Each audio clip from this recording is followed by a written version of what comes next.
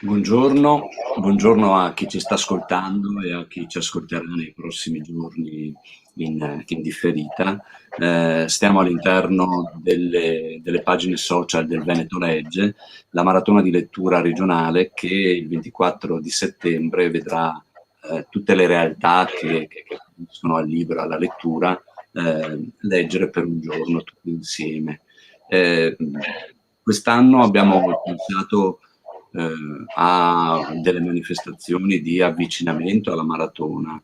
La maratona è voluta dalla Regione del Veneto in collaborazione con l'Ufficio Scolastico Regionale e l'Associazione Italiana Biblioteche e vede poi come partner della manifestazione anche le tre sigle degli editori veneti insieme alle due sigle che rappresentano i librai della regione. Quindi tutti insieme appassionatamente promuoviamo i libri e la lettura. Dicevo, quest'anno abbiamo pensato delle iniziative di avvicinamento alla maratona e cominciamo con questo streaming che mi vede insieme a Oreste Sabadin e a Marina Zulian, che saluto, a fare una piccola ricognizione nel territorio regionale per andare a indagare un po' tra le manifestazioni letterarie, i festival letterari e le rassegne letterarie, che cosa offre il panorama regionale, che è un panorama piuttosto composito e vario e decisamente ricco. E allora non occuperei altro spazio con le parole e comincerei. Oreste, dove andiamo come prima tappa? Sì, grazie Livio. Prima tappa a Treviso, esattamente nella città di Treviso, e con Marina Zulia che intervista Bruna Graziani del Carta Carbone Festival. Buon ascolto.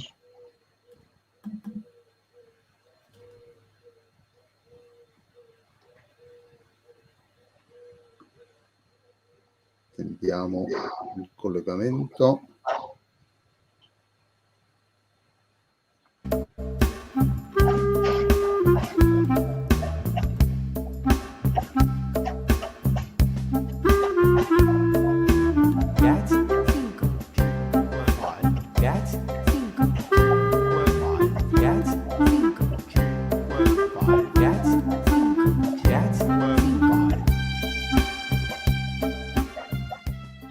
Oggi qui con noi a raccontarci di Carta Carbone la direttrice Bruna Graziani. Buongiorno. Buongiorno, grazie di avermi invitata.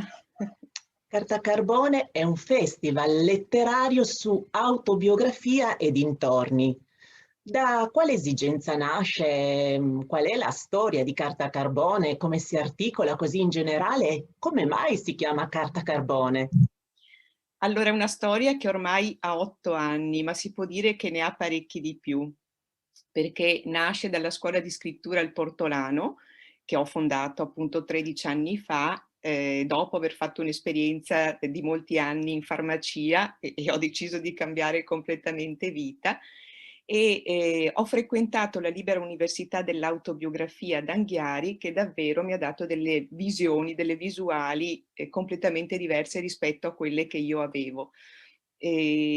Ho cercato di mettere a disposizione la mia esperienza, quella che ho fatto appunto sull'autobiografia e ho cominciato a fare dei corsi di scrittura autobiografica proprio per mettere a disposizione, per anche sondare le esigenze delle persone di raccontarsi. E ho visto, insomma, in poco tempo che l'esigenza era veramente notevole. I corsi sono nati sparuti all'inizio, ma dopo si sono fatti sempre più numerosi fino ad arrivare, insomma, ad un numero cospicuo di persone molto interessate al racconto, alla narrazione e alla storia. Dopo qualche anno abbiamo pensato che potevamo mettere a disposizione diciamo anche la nostra esperienza come narratori e amanti della narrazione alla città di Treviso, che effettivamente non aveva mai avuto un festival letterario strutturato per come l'abbiamo strutturato noi. E follemente ci siamo infilati in questa avventura in maniera molto incosciente in realtà, perché abbiamo pensato, lo zoccolo duro poi del Portolano, ma perché non facciamo un festival? E fare un festival non è una sciocchezza, è una cosa molto molto impegnativa. E comunque, insomma, ci siamo buttate, all'inizio eravamo solamente donne e io sono molto contenta di questo, anche adesso diciamo che è una nostra caratteristica quella di bilanciare le presenze tra scrittori e scrittrici e siamo anche molto orgogliosi di questa cosa. E già la prima edizione si è rivelata, si può dire un successo, perché abbiamo avuto un sacco di gente, anche un sacco di riscontri, e alcuni erano dubbiosi sul tema, proprio sull'autobiografia, perché il dubbio era che l'autobiografia fosse un genere piuttosto ristretto, che una volta esaurita un'edizione, appunto, il tema fosse esaurito. In realtà non è così. Innanzitutto tutti i libri anche di narrativa attingono ovviamente dall'autobiografia, ma poi a me interessava soprattutto indagare il tema del racconto, della narrazione, del raccontarsi, che è fondamentale nella nostra vita, veramente. La narrazione e il racconto sono fondamentali perché sono quelli che formano la nostra esperienza. È una pratica che ha superato gli anni, i secoli, i millenni e evidentemente aveva dei vantaggi anche di tipo biologico, è chiaro questo. E quindi appunto dopo la prima edizione ci siamo infervorate e abbiamo continuato insomma in maniera sempre più strutturata, chiaramente, perché alla prima edizione eravamo delle selvagge proprio, siamo partite che non avevamo nemmeno il sito. E poi un po' alla volta appunto siamo arrivati all'8ª edizione con una struttura di cui sono molto molto orgogliosa, in cui lavora uno staff praticamente di una trentina di persone e ogni parte dello staff ha un settore che segue in maniera sistematica il service, il gruppo di volontari, la grafica. Insomma, si è creato un gruppo affiatatissimo negli anni che porta avanti con entusiasmo e con grande passione, perché il lavoro è tantissimo e lo facciamo praticamente da volontari. E questo fenomeno di carta carbone che ha cambiato, diciamo, un pochino il volto culturale, se non altro dal punto di vista della letteratura della città di Treviso. Sì, davvero si sente questo entusiasmo e questa grande partecipazione. Anche nella scelta del tema dell'edizione 2021, paesaggio, è proprio un tema ricco di stimoli sulle trasformazioni, ma forse soprattutto sulla relazione tra ciò che sta fuori di noi e ciò che sta dentro di noi, sulla relazione si dice tra spazio, tempo e psiche. Come mai questo tema?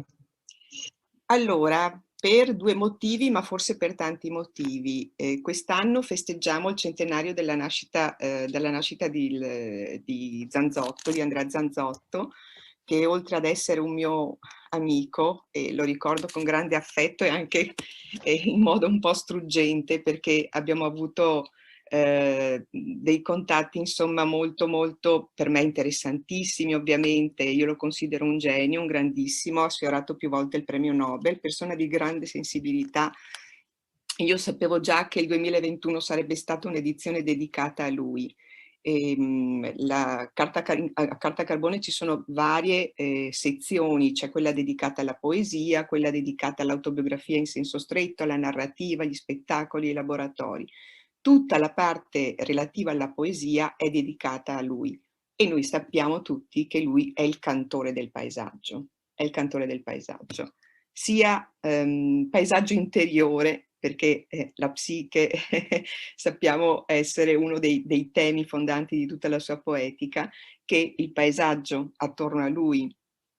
E quindi ecco il paesaggio. Poi ricordiamo che veniamo da 1 anno e mezzo, 2 anni molto difficili, in cui per periodi lunghi siamo stati costretti a chiuderci in casa, a vedere le 4 mura, la cucina, la camera da letto e le solite stanze, e avevamo una grande esigenza di uscire e di aprire le finestre, di uscire dalla porta, e quindi forse mai come in questo periodo abbiamo apprezzato l'esigenza e apprezzato le potenzialità e la meraviglia di quello che sta fuori proprio del paesaggio, avere uno sguardo lungo, vedere oltre.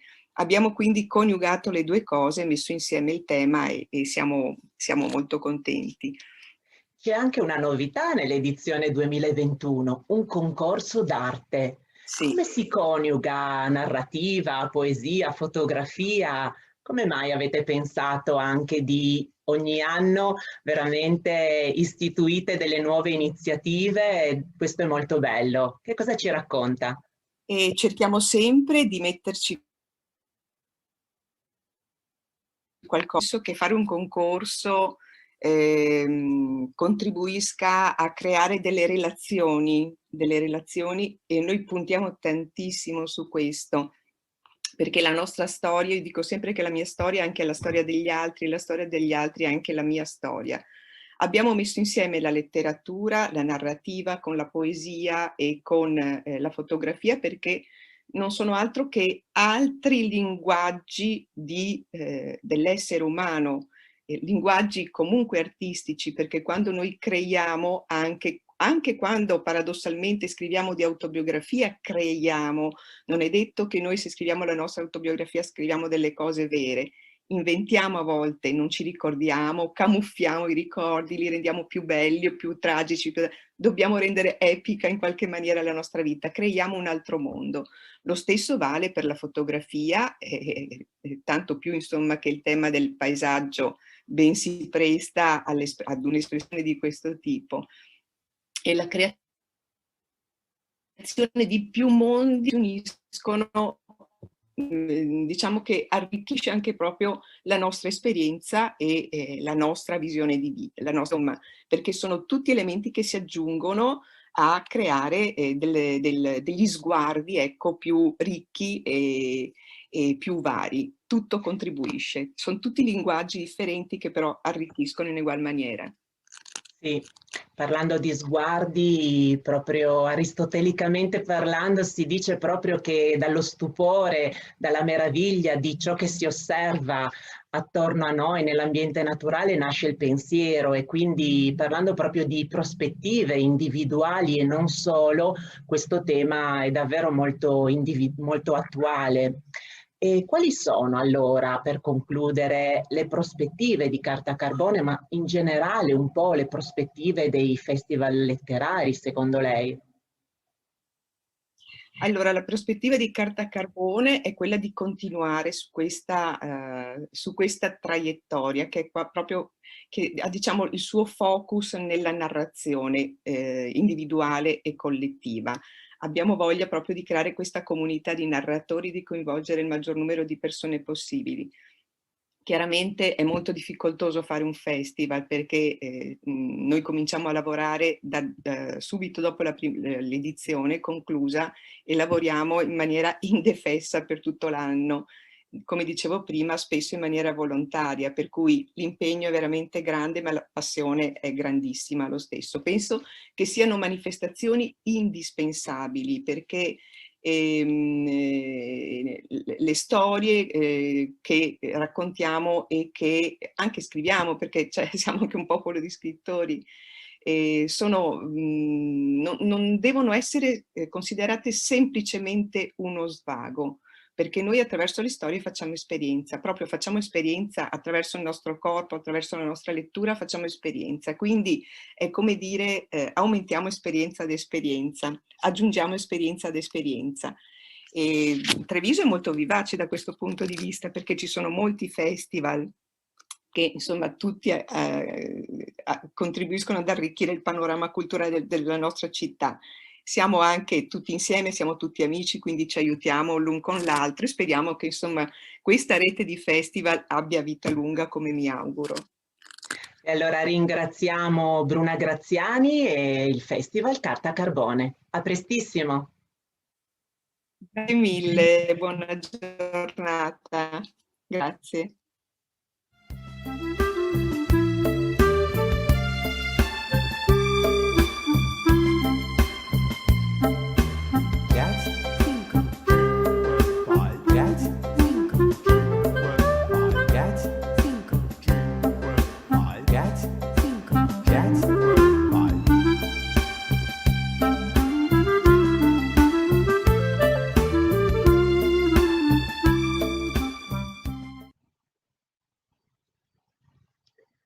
Continuiamo allora i nostri racconti dal territorio. Da Treviso andiamo a Belluno. Livio Vianello intervista Francesco Chiamulera con la rassegna Montagna di Libri. Vediamo in che cosa consiste. Dopo Carta Carbone, Montagna di Libri.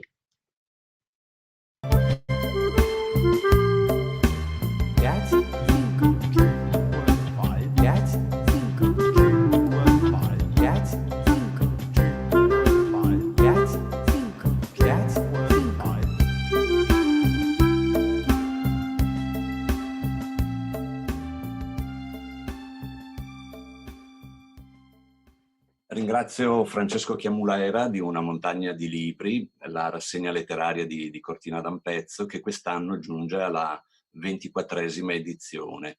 Allora volevo chiedere a Francesco qual è il segreto per la longevità di una manifestazione. Grazie Livio per questa intervista. Direi che queste nostre realtà vivono della loro solidità, più che della fiammata del momento, dell'entusiasmo di un istante, che ovviamente esiste sempre quando si organizzano degli eventi e anche va in qualche misura incoraggiata, perché l'entusiasmo è contagioso e funziona rispetto a chi ha voglia di accostarsi per esempio a un autore o a un libro.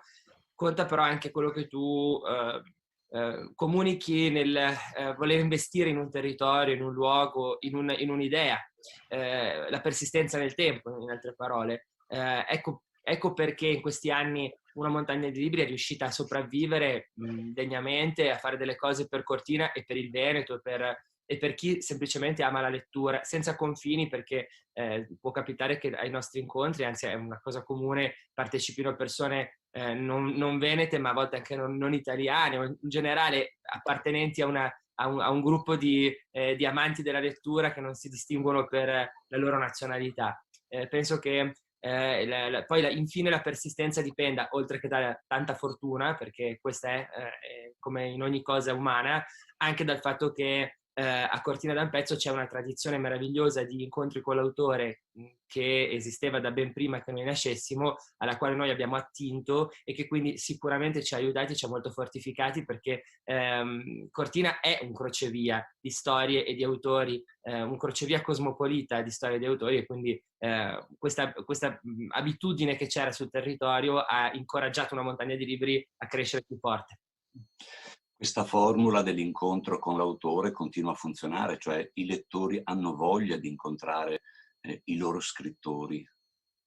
Sì, soprattutto dopo i mesi e ormai purtroppo gli anni della pandemia, che non ci hanno impedito anche di organizzare degli incontri con l'autore, ma è stato tutto davvero come con delle paurose lacune, dei vuoti, a momenti in cui ci si è potuti incontrare e momenti di chiusura con gli eventi online, che sono stati molto importanti, ma che evidentemente sono un'altra cosa.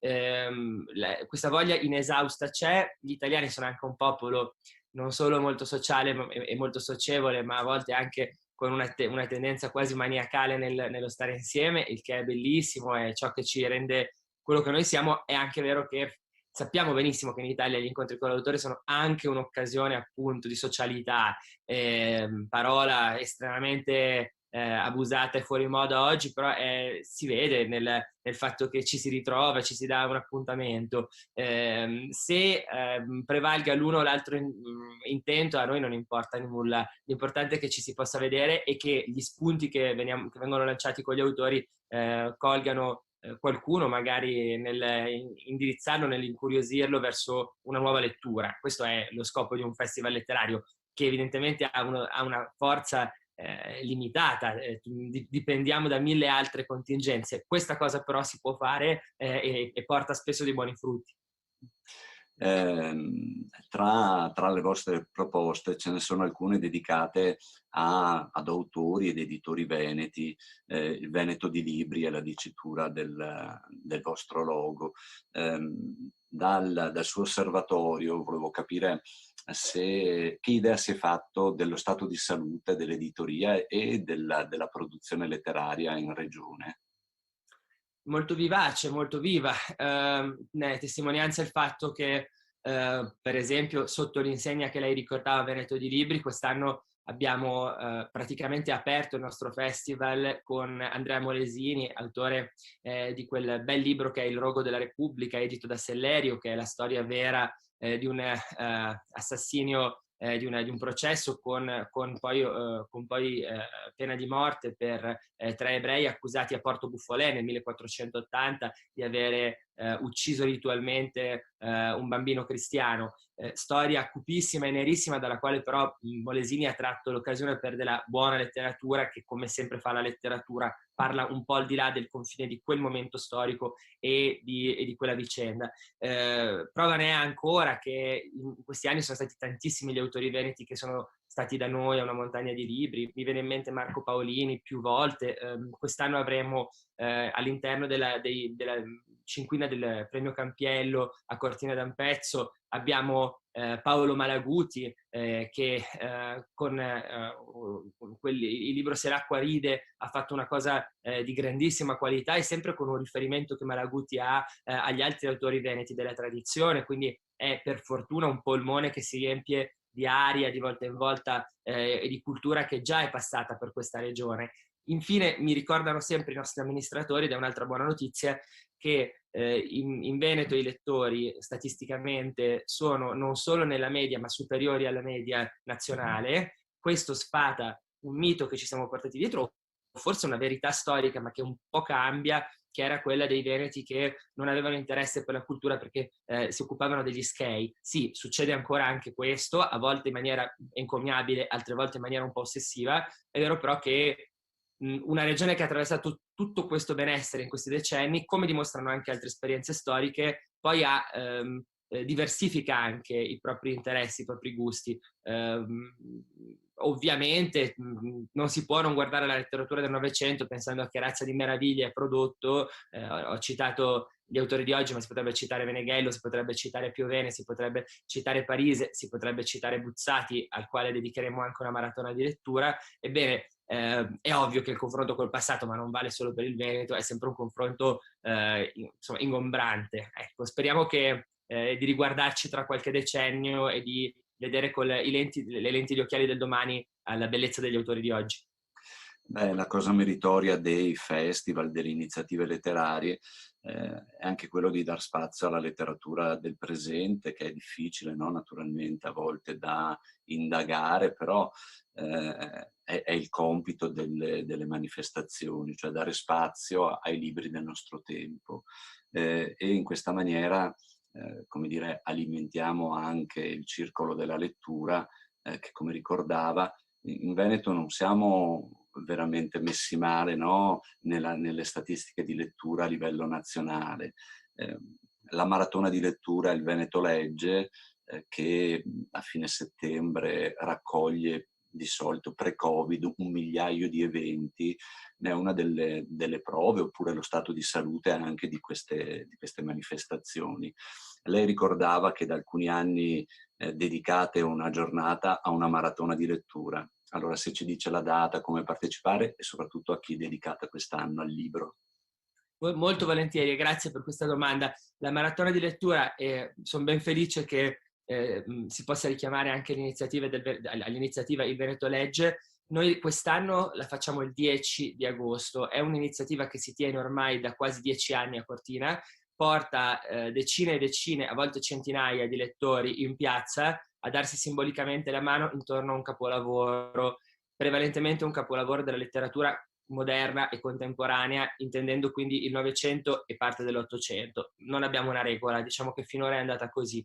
Ci sono quest'anno leggeremo, andiamo per ordine, intanto vi dico di quest'anno. Quest'anno leggeremo, sono molto felice davvero, Il deserto dei Tartari di Dino Buzzati, capolavoro del 1940, libro che per quello che mi riguarda, ma penso per molti di coloro che ci ascoltano, è un libro che è ancora capace di provocare dei turbamenti profondi riguardo alle domande relative alla nostra esistenza a come scegliamo o a volte non scegliamo di viverla e di impostarla.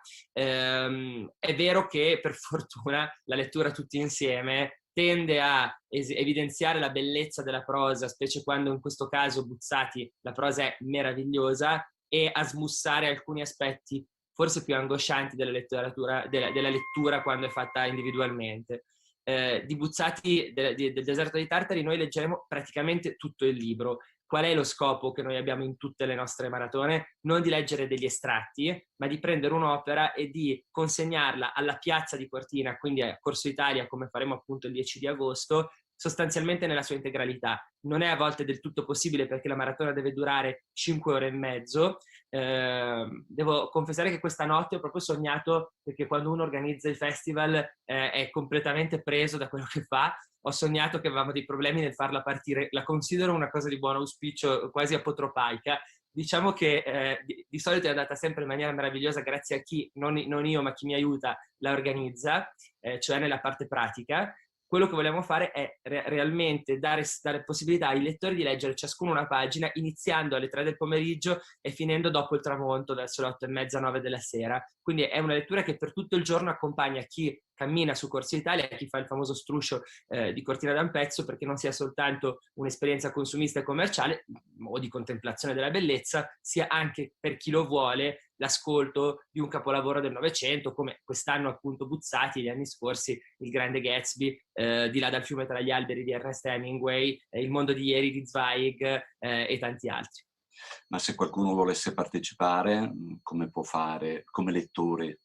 Certo, era una sua domanda, mi sono dimenticato di rispondere. Si può fare inviando una mail a info@unamontagnadilibri.it, segnalando la propria presenza a Cortina il 10 di agosto. Noi rispondiamo indicando delle possibilità di orari e cercando di metterci d'accordo con la persona in modo che, perché ovviamente viene attribuito un orario e una pagina precisa che la persona può prepararsi a casa, diciamo così, esercitarsi nella lettura per se stesso e per gli altri, oppure può anche recarsi direttamente in piazza, effettuare la registrazione in piazza. Ovvio che di solito arriviamo al 10 di agosto con i posti quasi tutti pronti, ma ne lasciamo sempre qualcuno libero per i flaneur.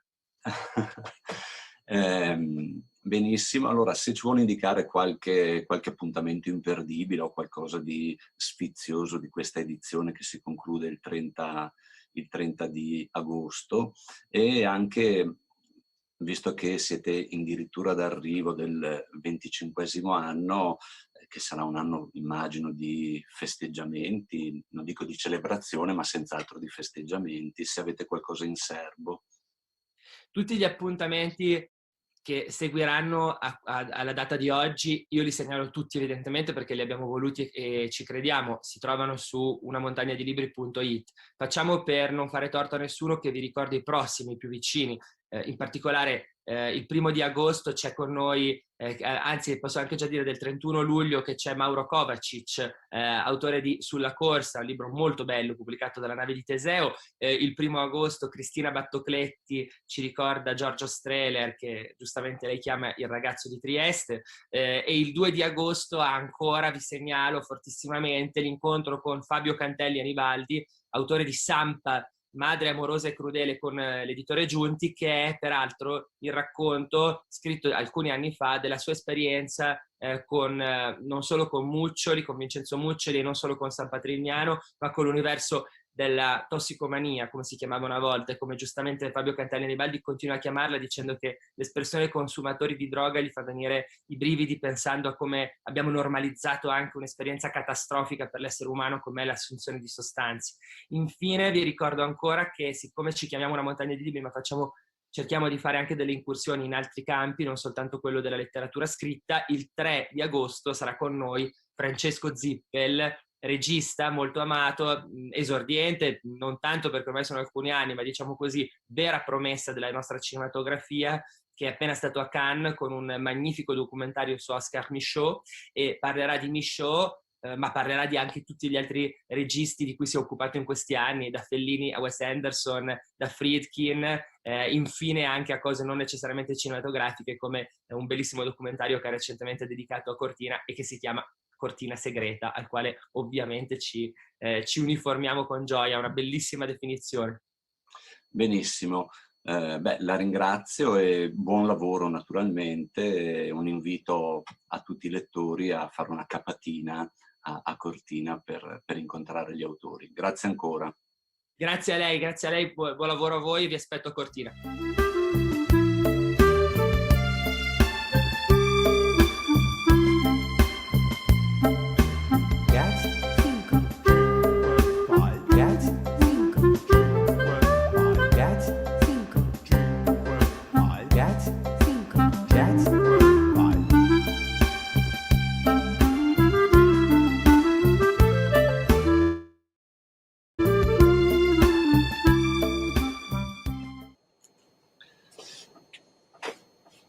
Dopo Treviso siamo andati a nord e quindi siamo andati a fare una ricognizione a Cortina e a una montagna di libri. Adesso ci spostiamo nella parte sud della regione, che è questo Angoli di lettura, che è un'esperienza che si inserisce più in generale sulle politiche per la lettura di una città, cioè come una città affronta la promozione della lettura. Noi sappiamo che i lettori in qualche maniera si organizzano da soli e vanno a cercare la politica, cioè le istituzioni preposte, soprattutto le biblioteche in primis naturalmente, ma gli assessorati alla cultura poi si spendono per trovare delle strategie per allargare la platea dei lettori. È una delle grandi sfide questa, riuscire ad allargare il numero dei lettori, non tanto per un'idea snob così di lettura, ma quanto perché avere un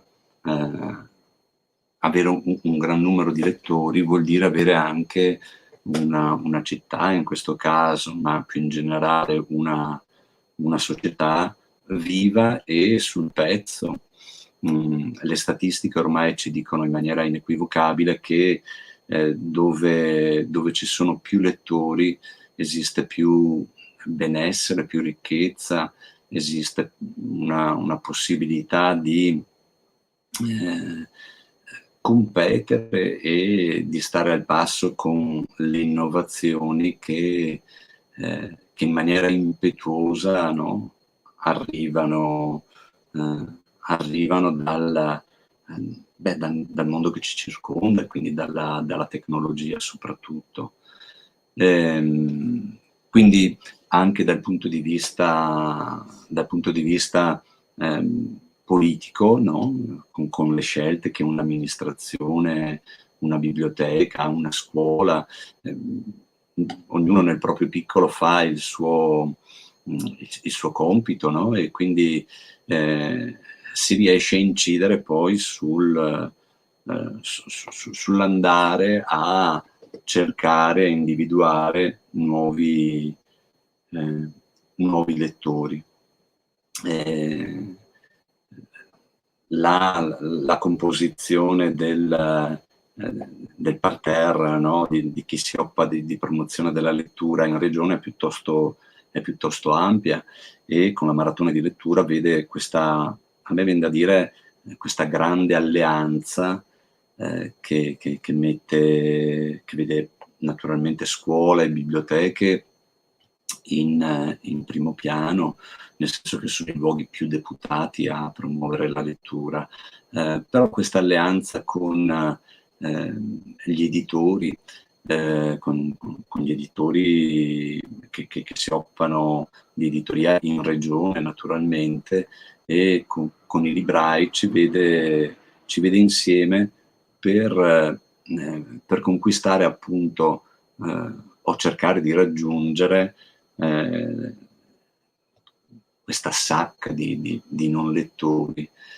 In Veneto, come si diceva prima con Francesco Chiamulera, la situazione non è disperante, nel senso, anzi è una buona situazione, siamo all'intorno al 48-50% di cittadini che leggono un libro l'anno, la media nazionale è il 41%. Certo siamo lontani dalle medie europee che nelle punte più avanzate, Francia, Germania, si arriva al 70-80% di popolazione che legge un libro all'anno. C'è ancora molto da lavorare, ma le manifestazioni che noi stiamo indagando questa mattina sono senz'altro un valido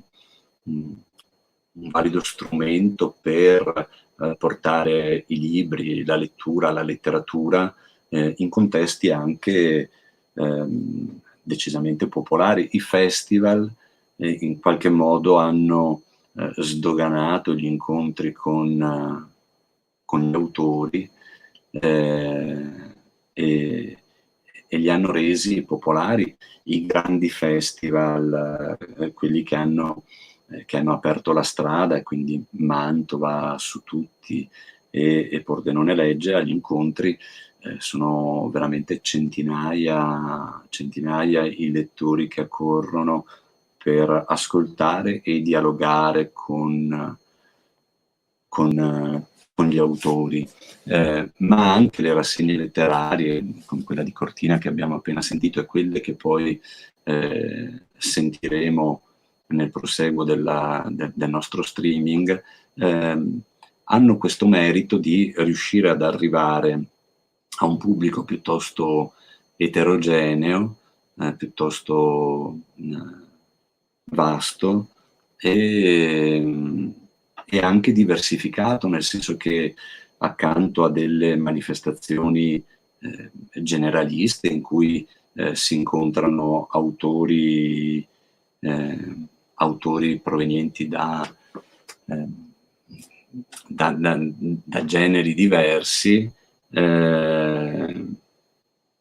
alcune invece hanno una specificità e si focalizzano su un genere letterario. Però adesso, se la linea è pronta, andiamo a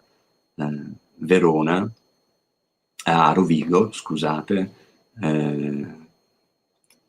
per ascoltare questa esperienza che ci racconta Elisabetta Traniello di Angoli di lettura.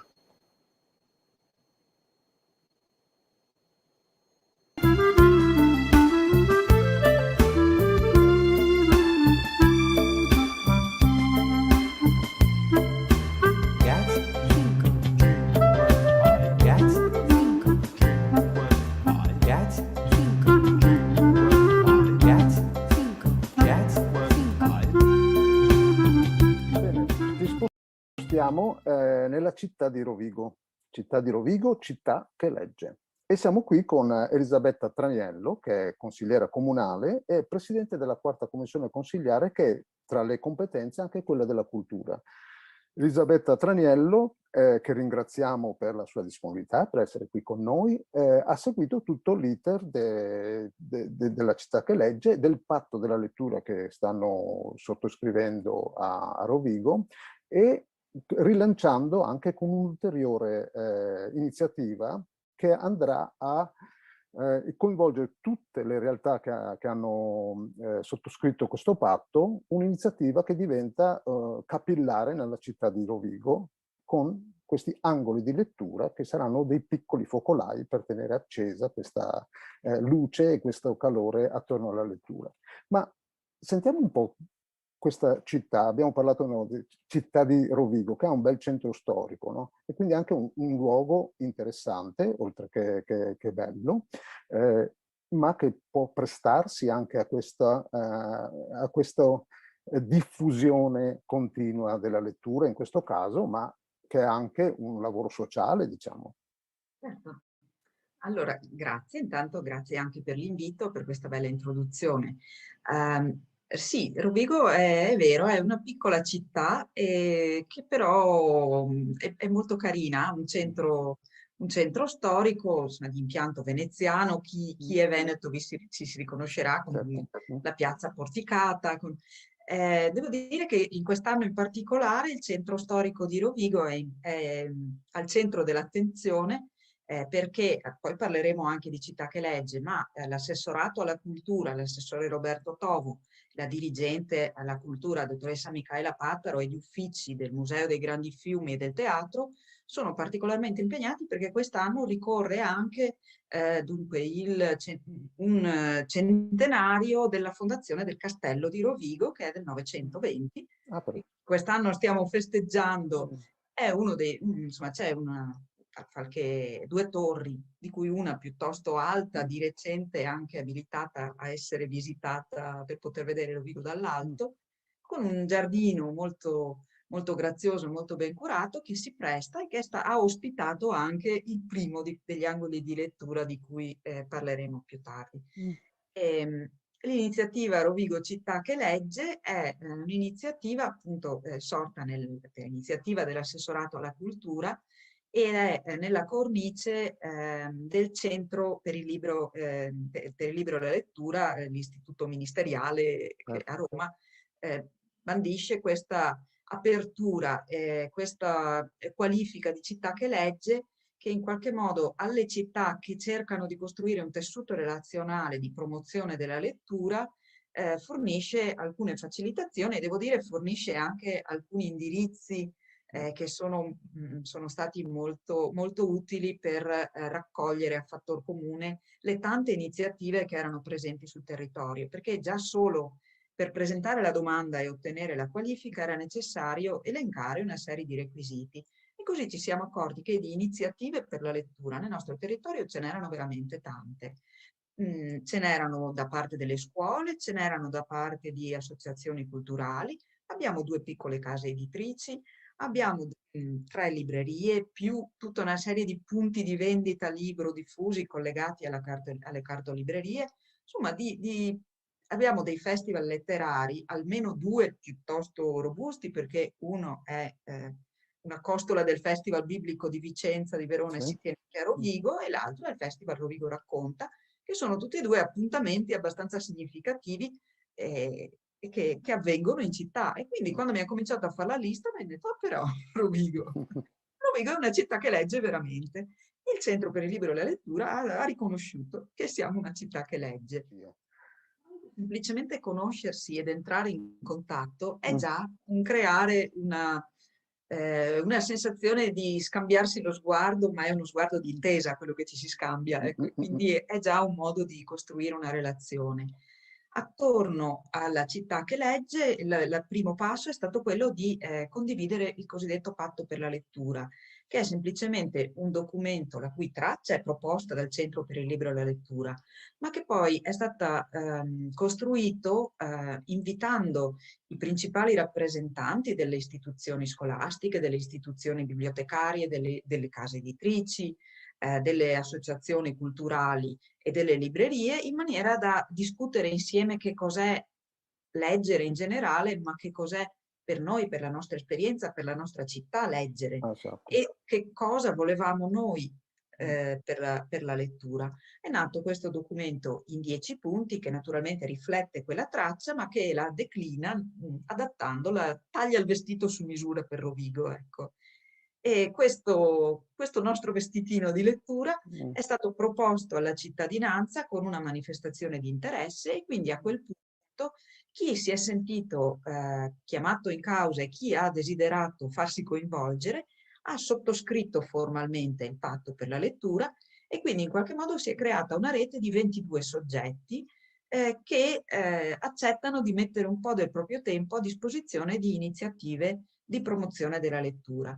È un percorso che inizia lentamente, l'obiettivo a lungo termine sarà di creare un tavolo di coordinamento, che significa non solo ciascuno fa le sue iniziative e le comunica, diciamo, nel contesto di città che legge, ma ognuno mette a disposizione una percentuale anche piccola del proprio tempo e della propria fantasia per creare delle iniziative specifiche fatte in condivisione, fatte in collegamento, all'interno di questa città che legge. L'obiettivo è fare iniziative che non sono iniziative col botto, sono piccole iniziative, però piccole gocce continuative, perché la lettura è una relazione che si sperimenta nella condivisione, nella piccola realtà, dove è possibile entrare in dialogo, dove è possibile parlarsi e non solo mettersi passivi ad ascoltare il grande evento. E quindi questo è lo spirito con cui abbiamo organizzato la cosa. Che mi sembra essenziale per diffondere bene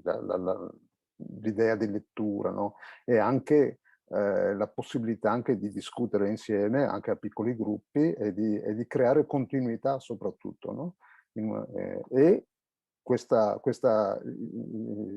città, questo centro storico, con questa idea di comunità che viene appunto sancita e anche rinnovata, curata soprattutto in questo modo qua, no?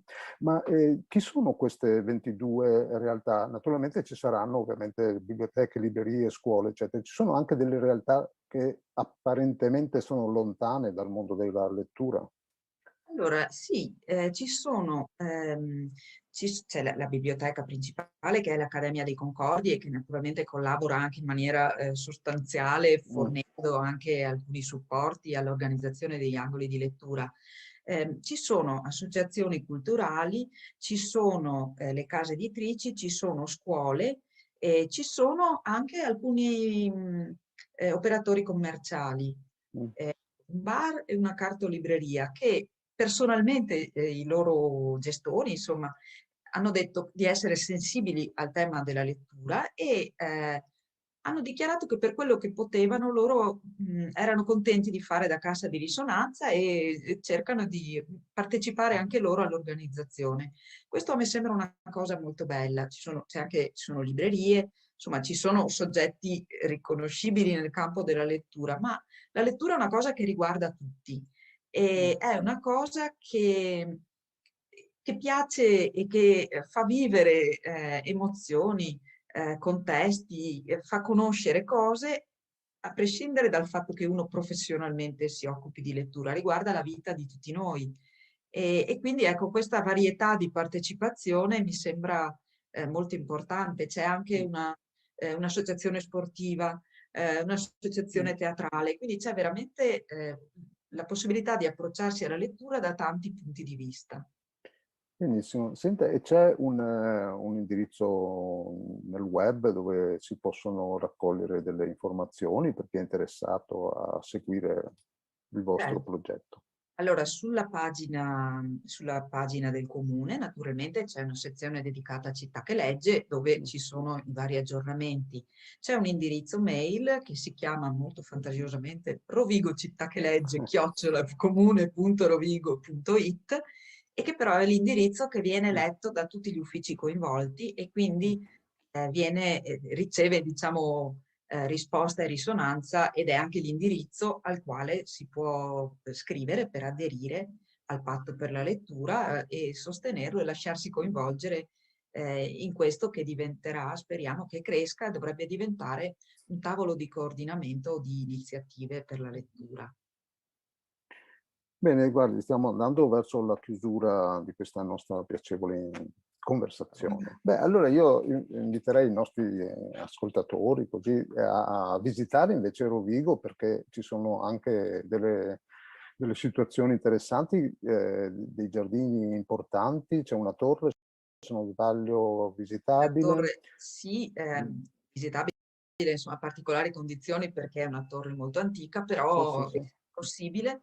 C'è il giardino del castello, c'è il giardino della rotonda che è molto bello, tutto il centro storico è stato ristrutturato nell'arco degli ultimi decenni fino a raggiungere una forma urbanistica abbastanza compatta e riconoscibile e molto ben valorizzata, e ci sono anche alcune periferie che meritano di essere conosciute. Bene, oltre a seguire questi angoli di lettura che potranno essere delle occasioni così per sentire, per seguire delle iniziative piccole ma importanti, anche farsi queste passeggiate per un centro storico e leggere una città che ha un passato importante e che sta avendo anche un'attualità altrettanto interessante. Io ringrazio la signora Elisabetta Traniello per la sua disponibilità, per la piacevolezza dei suoi racconti e appuntamento a Rovigo, allora, prima o dopo, e auguriamo ai nostri ascoltatori e a tutti quelli che vogliono seguire le attività di Angoli di Lettura, buone letture, buon ascolto e grazie. Grazie, arrivederci.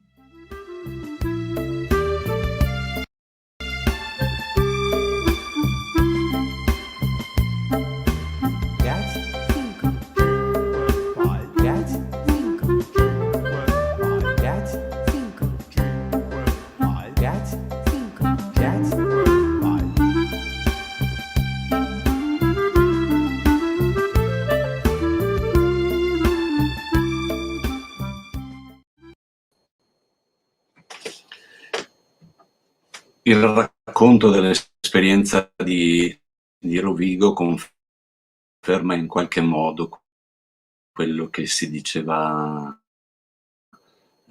prima, del fatto che fare rete è importante per raggiungere poi più lettori possibili. Volevo ricordare solamente che alla maratona di lettura dell'anno scorso abbiamo dedicato una giornata in Veneto.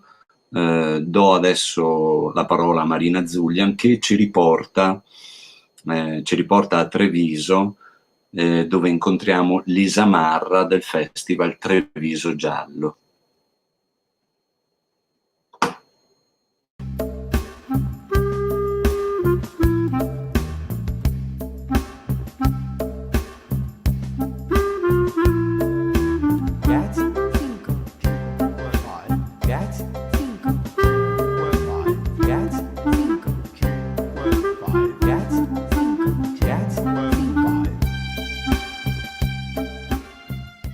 Ospite in questa serie di incontri e interviste di avvicinamento alla maratona di lettura Il Veneto Legge 2021, Lisa Marra, responsabile organizzativa di Treviso Giallo. Buongiorno. Buongiorno, molto lieta di essere qui con voi questa mattina.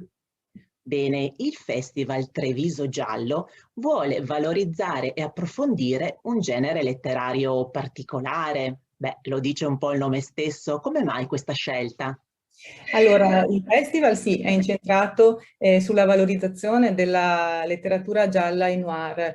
Questo perché come editore sono titolare della casa editrice Linea Edizioni, ho una passione particolare per il genere giallo e noir e le sue declinazioni e perché riteniamo come comitato scientifico che la letteratura gialla, noir nelle varie declinazioni sia una lente di osservazione della società contemporanea, quindi possa essere veramente una finestra che si apre su diversi aspetti, su diverse tematiche che riguardano tutti noi, che si possono approfondire e che possono suggerire spunti di riflessione, condivisione di pensieri e anche valutazioni di prospettive future.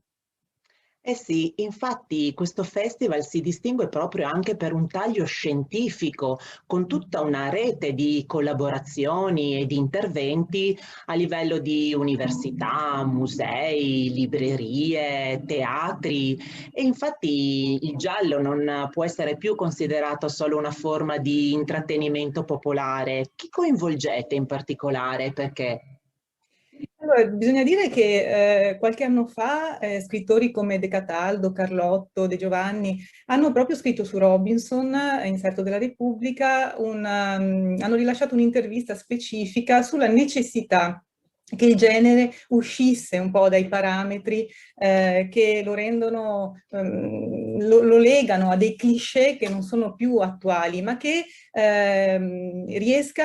auspicavano che il genere riesca a uscire, a collegarsi anche con l'università, con diversi ambiti che fino ad oggi ecco, non hanno trovato dei punti di contatto, proprio perché il genere ha queste grandi potenzialità di osservazione e analisi della società contemporanea. Abbiamo quindi voluto impostare un festival letterario che fosse piacevole, divulgativo, aperto a tutti naturalmente, ma che potesse anche dare, tramite la collaborazione con università, con istituzioni, con appunto la rete dei musei, con istituti italiani di cultura all'estero. Quest'anno abbiamo l'Istituto Italiano di Parigi che sarà presente con la rappresentanza del suo presidente, che potesse appunto dare una visione più approfondita, un taglio differente, e per questo le università hanno accolto con grande interesse questa finalità, concedendo il patrocinio.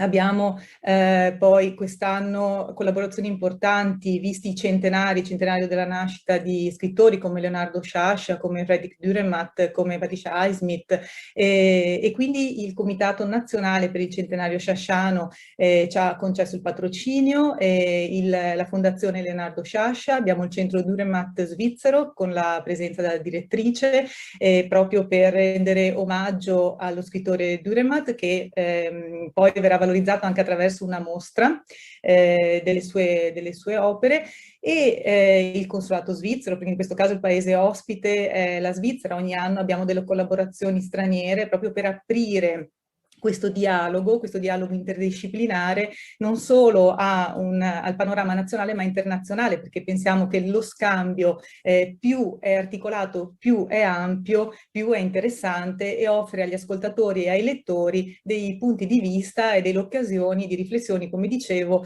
interessanti. Ecco perché ci teniamo moltissimo a questa presenza di scrittori, abbiamo dei grossissimi nomi quest'anno nazionali e anche internazionali che possano presentare le ultime novità naturalmente letterarie, ma assieme che vi siano accademici, psicologi, giornalisti, filosofi, perché soprattutto oggi viviamo in una società interconnessa dove la cultura deve rispondere, rispettare, camminare insieme a queste nuove istanze di interdisciplinarità, di dialogo, di confronto, e quindi solo avendo più voci differenti si riesce, secondo noi, a offrire una proposta che possa rispecchiare appunto questo obiettivo di apertura e di dialogo.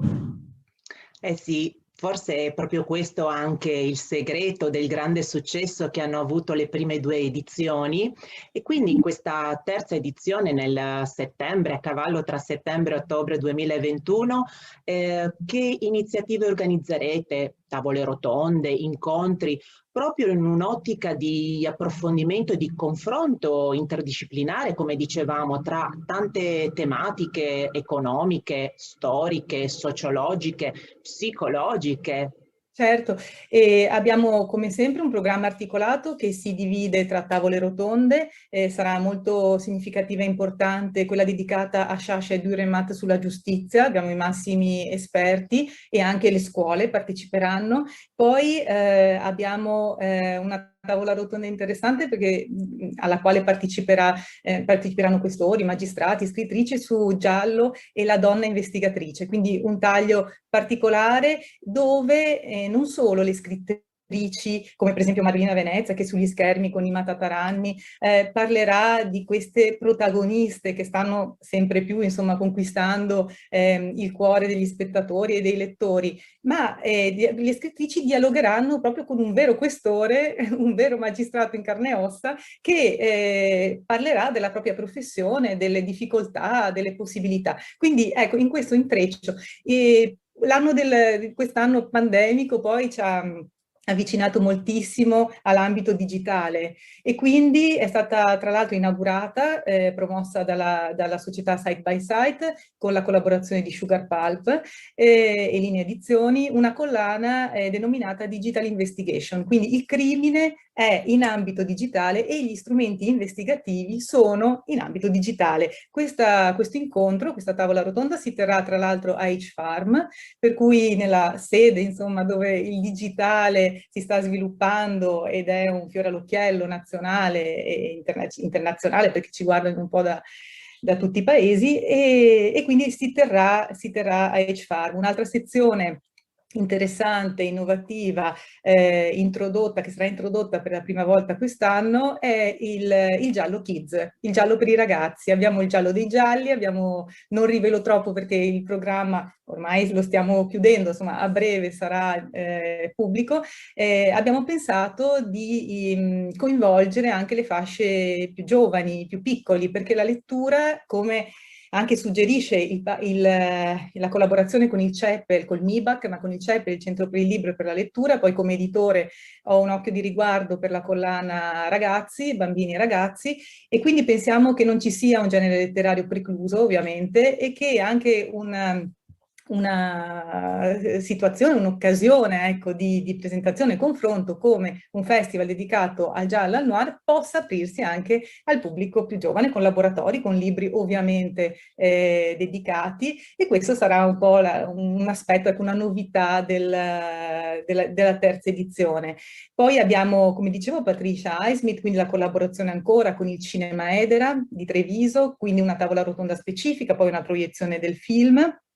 E insieme alla mostra dedicata a Dürrenmatt ci sarà anche una mostra a cui teneva particolarmente l'associazione Amici di Leonardo Sciascia, dedicata alle copertine delle prime opere pubblicate del grande scrittore. Tutto questo, come appunto abbiamo già sottolineato, è per favorire una interdisciplinarità, un dialogo, e anche per favorire quell'obiettivo di crescita sociale che eventi culturali come i festival possono avere, e hanno anche la responsabilità di portare a termine. Tra l'altro ospitare incontri che celebrano, valorizzano scrittori come Leonardo Sciascia ci ricordano quanto la letteratura abbia una forte valenza di impegno civile e sociale, quanto debba essere ricordato questo e valorizzato. Quindi un festival aperto a tutti, dove la proposta veramente credo possa accontentare dai più piccoli ai più grandi, e secondo i propri gusti, insomma si passa dal cinema alla mostra, agli incontri, tavole rotonde, ecco. Però non dimentica e ha ben chiaro l'obiettivo di far sì che questi incontri poi possano lasciare veramente un piccolo bagaglio, un'esperienza culturale differente, ecco, che poi possa magari portare ciascuno, secondo i propri gusti, la propria formazione, personalità, attitudini, ad approfondire determinati argomenti. Sì, ci piace molto, ci fa veramente voglia di iscriversi Vi subito. aspettiamo tutti.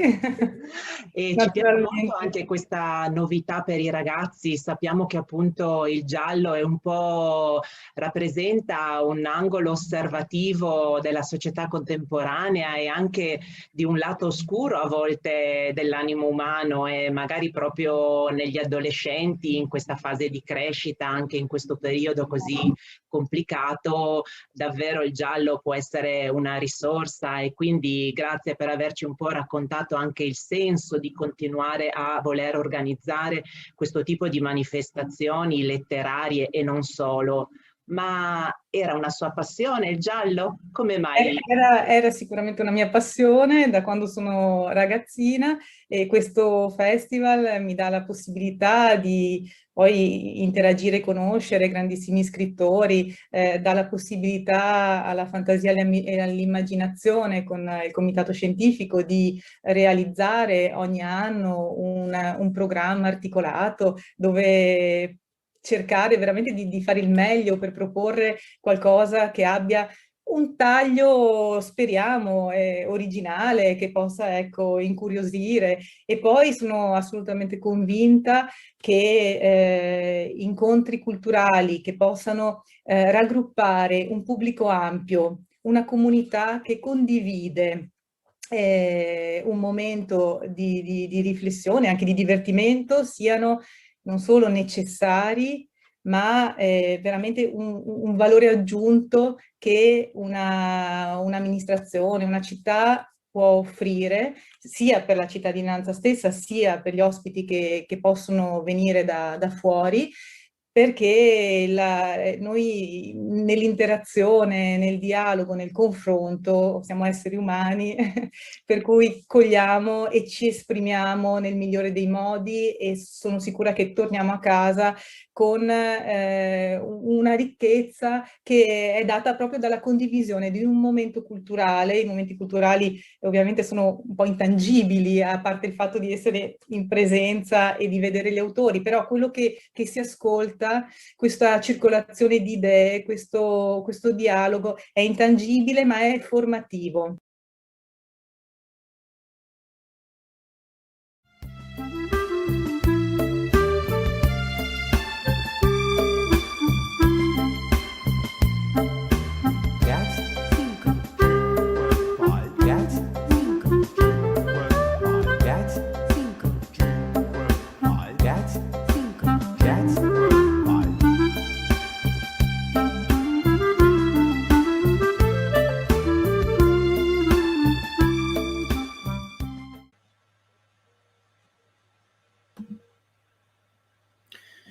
Bene, di città in città abbiamo già fatto un pezzettino del nostro percorso.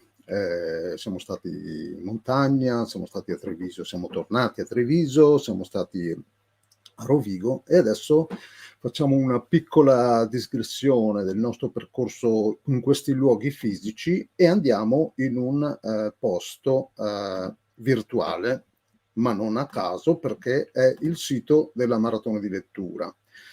Adesso qui condivido con voi lo schermo, c'è il sito ilvenetolegge.it dove trovare tutte le informazioni. Vedete che qui c'è la schermata iniziale e sotto, a parte questo è il video che stiamo riproducendo adesso in diretta, per chi non è ancora pratico, ma so che molti di voi ormai sono dei maratoneti allenatissimi, ci può vedere su questo pulsante cosa e come fare. C'è una pagina con molti suggerimenti su cosa fare. Qui c'è la cartina dove vengono segnati tutti gli eventi che voi inserite in queste due sezioni qua. Una è la sezione maratona e sono gli eventi che sono dedicati alla giornata della maratona del 24 settembre prossimo. E invece naturalmente non si può arrivare alla maratona così a freddo e il necessario riscaldamento. Qui trovate il vostro format, il modello, il modulo da inserire per pubblicizzare anche il vostro evento. Poi da qui verrà anche condiviso sulla pagina Facebook. La pagina Facebook del Veneto Legge è sempre attiva e dove viene sempre rinnovata il flusso delle novità e di tutte quelle che voi proponete. Potete anche collegarvi, scrivere direttamente alla pagina e noi poi verrà condivisa la vostra notizia. Una cosa importante è la bibliografia, che c'è, vedete qua c'è il pulsante apposito, la bibliografia che propone una serie di titoli sui temi dell'anno. Quest'anno il tema principale è l'acqua, collegato ovviamente è collegabile a Venezia 1600, 1600 anni di Venezia, poi c'è il Dante 700 e alla fine ci sono 3 centenari di scrittori che sono nati in Veneto, di cui qualcuno ha parlato anche prima: Danzotto, Mario Irgonistan e Rodolfo Sonego. La bibliografia la potete trovare qui e scaricare in formato PDF e in formato A4, in maniera che potete poi stamparla. Adesso non compare, ma c'è, vi assicuro, e stamparla e consultarla e tenerla anche per altre occasioni, perché è una bibliografia molto ricca. I temi sono tanti, poi ci sono le età 6, 12, 18 e per gli adulti, e vedete che ogni sezione è stata curata da una biblioteca oppure da personalità come Sergio Frigo, adatto per fare quella su Mario Urbanista. Torniamo sul sito e niente, che può essere utile per ricevere informazioni e per inserire i vostri eventi. La pagina Facebook naturalmente è quella più fresca e più veloce da... Prima per proseguire adesso, tolgo questo schermata. Ecco, allora proseguiamo il nostro viaggio nelle città con un altro appuntamento e torniamo adesso verso la montagna con un intervento di Monica Frapporti del Borgo Valbelluna con Livio Vianello, che ci racconterà di un'altra attività. Vi metto in collegamento e così potete assistere all'intervista.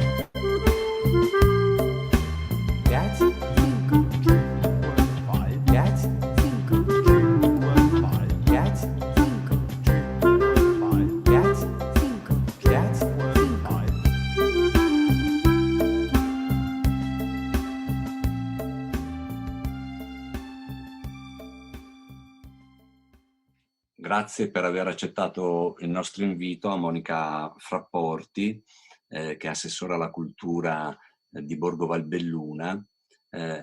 All'interno del comune c'è una rassegna letteraria, Trichiana Paese del Libro, libri e autori in Borgo Valbelluna, che ormai vanta parecchie edizioni. Partirei da questa particolarità di Borgo Valbelluna, che è un'unione di comuni all'interno dei quali un municipio è Trichiana, che storicamente ha la dicitura, è intitolato a Trichiana Paese del Libro. Da che cosa nasce questa intitolazione? Beh, buongiorno a Livio Vianello, grazie dell'invito. Per noi è proprio un onore partecipare a questa conversazione con questo argomento legato alla lettura e a questa manifestazione Veneto Legge, per cui grazie. Ecco, da cosa nasce Trichiana Paese del Libro? Nasce nel 1972. Da un'iniziativa dei fratelli Cortina, una famiglia di librai originari di Trichiana, che avevano librerie un po' in tutto il nord Italia, a Milano, ma in tutto il nord Italia. Come spesso succede, qualche volta le cose nascono anche da eventi tragici. Infatti è successo in conseguenza della scomparsa di un loro congiunto. E cosa succede? Che decidono di donare un fondo di 6.000 libri al loro paese d'origine, appunto a Trichiana, con l'obiettivo di istituire una biblioteca. Siamo nel 1972, l'anno che l'UNESCO aveva dedicato proprio al libro, e Trichiana, ma non solo Trichiana, i paesi della Valbelluna non avevano biblioteche in quegli anni. E quindi grazie a questo loro dono, a Trichiana 2 anni dopo, nel 1974, viene istituita la nuova biblioteca, una biblioteca, e viene data la titolazione Trichiana Paese del Libro. C'è anche un altro piccolo aneddoto, no, storico, che riguarda i libri e Trichiana, che magari forse non tutti conoscono. Sì, è vero, Livio, sembra che proprio, non so, ci sia un po' un filo conduttore tra Trichiana e il libro, perché dicevamo con questa vicenda dei fratelli Cortina siamo negli anni 70 del Novecento, ma se andiamo più indietro scopriamo che a Trichiana dalla fine del Cinquecento fino alla fine dell'Ottocento, quindi per 3 secoli, nella villa di Casteldardo dei Conti Piloni c'era quella che forse qualcuno conosce come la Biblioteca Piloni. Perché dico qualcuno conosce? Perché è un po' famosa tra gli studiosi soprattutto del libro antico, perché aveva una particolarità unica veramente al mondo. e cioè i tagli dei libri, quindi la parte dove si vedono proprio i fogli, sono stati dipinti da Cesare Vecellio, cugino di Tiziano. Quindi veramente una ricchezza, una biblioteca incredibile che purtroppo alla fine dell'Ottocento è stata venduta e quindi è dispersa tra le biblioteche, librerie, ma anche tra gli antiquari o tra i collezionisti di tutto il mondo. Se ci fosse oggi a Trichiana, penso che sarebbe proprio bello visitare questa villa con questa straordinaria biblioteca. Quindi il libro è proprio il filo conduttore di Trichiana. A volte i luoghi, no, hanno dei destini che non si scelgono, ma accadono delle cose. Beh, questa cosa della biblioteca scomparsa con i tagli decorati sarebbe un plot letterario fenomenale, no? Per scrivere una storia. Sì, la biblioteca scomparsa, quella di Alessandria d'Egitto, c'ha scritto Luciano Campora, e anche questa, ecco, sarebbe un'altra biblioteca scomparsa. Beh, potrebbe essere anche la ricerca dei volumi che si sono no, dispersi per tutta Europa e per tutto il mondo. La ricerca dei volumi scomparsi potrebbe essere una bella storia da raccontare. Trichiana poi ha costruito questa rassegna anche attorno a un premio letterario ormai quasi trentennale, mi pare. Sì, ecco, in occasione della fondazione della biblioteca e della donazione, i fratelli Cortina vollero anche istituire appunto un premio letterario perché Trichiana fosse proprio un centro culturale. E la loro volontà era sempre degli anni 70, poi purtroppo le vicende del paese, in realtà il premio è stato istituito nel 1991. Quindi quest'anno siamo alla 31esima edizione, è un premio per racconti inediti e di solito si alterna, un anno è dedicato ai giovani, ai ragazzi di tutto il Veneto e un anno agli adulti un po' di tutta Italia o di qualsiasi luogo. Ecco. Veniamo alla rassegna di quest'anno a Libri e Autori in Borgo Valbelluna. A ridosso, tra qualche giorno, c'è un appuntamento piuttosto sfizioso, a me viene da dire. Sì, ecco, allora attorno al premio poi negli anni abbiamo iniziato a creare un po' un festival letterario, una rassegna di incontri, di presentazioni di libri e di incontri con autori.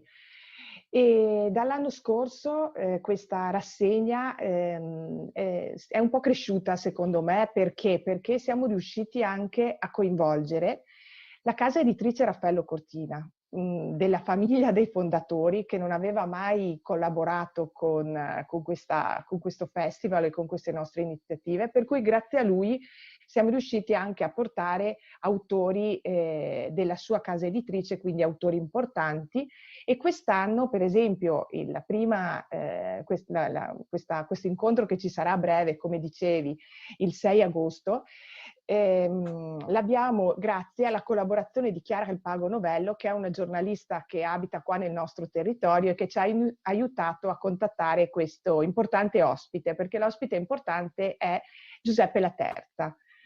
E Giuseppe Laterza che racconterà la storia di questa straordinaria casa editrice, l'abbiamo chiamato Storie di uomini e di libri, perché si racconterà la storia di questa casa editrice, quindi del rapporto con i più importanti intellettuali italiani e anche europei, a partire naturalmente da Benedetto Croce, ma anche poi tutta l'evoluzione che ha avuto questa casa editrice, perché è oggi anche tra le case editrici più attive con delle iniziative interessanti. Io sono appassionata di storia, mi viene in mente le lezioni di storia, ma anche il Festival dell'Economia di Trento, quindi una casa editrice che compie 120 anni, mi pare quest'anno, però è ancora molto, molto giovane, ecco.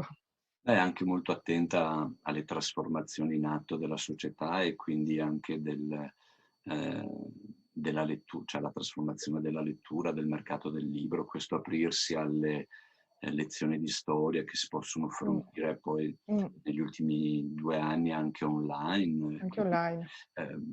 Già raggiungevano in presenza un pubblico decisamente nutrito aprirle online è una ricchezza che può arrivare veramente a molti. Poi voi a fine agosto avrete la premiazione del premio. Quest'anno il presidente della giuria è Tiziano Scarpa, che terrà anche un laboratorio.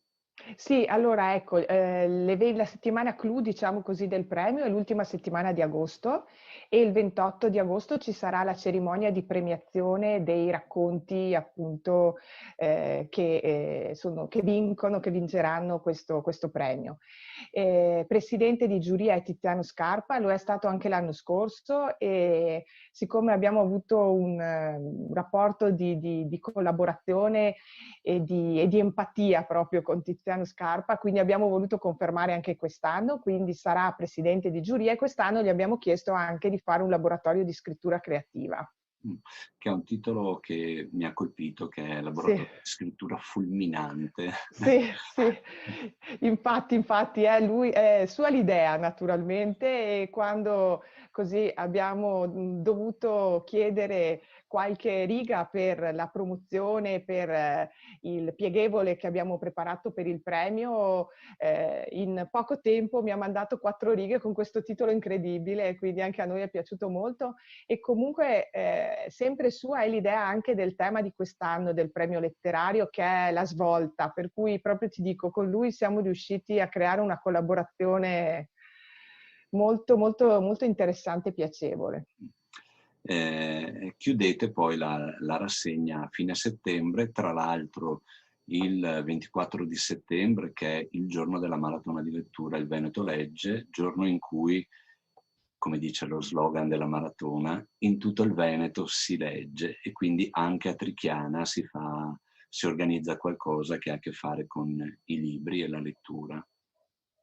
Sì, noi avremo come ospite Lucio Caracciolo, fondatore e direttore della rivista Limes, e con lui parleremo di temi di attualità, perché ci piace anche all'interno del premio, ecco, un po' una caratteristica, diversificare un po' gli argomenti, e quindi quest'anno il tema di attualità l'affronteremo con Lucio Caracciolo e parleremo proprio di confini con lui, e chi meglio di lui appunto può parlarci di confini e di questi confini che ci creiamo noi uomini, e chissà se veramente sono confini reali o se in realtà poi non esistono confini. Soprattutto penso per il libro, la lettura, forse bisogna andare oltre quello che è il confine. Una delle cose belle della letteratura è che, complici le traduzioni, la letteratura non ha confini e noi possiamo entrare, no, in mondi anche lontanissimi, in culture per noi lontane. Per cui ringrazio Monica Frapporti per aver partecipato, buon lavoro, e magari ci vediamo a Trichiana o Borgo Valbelluna in qualche ambientazione, in qualche villa dove voi organizzate. Grazie ancora e buon lavoro. Grazie a voi e vi aspettiamo.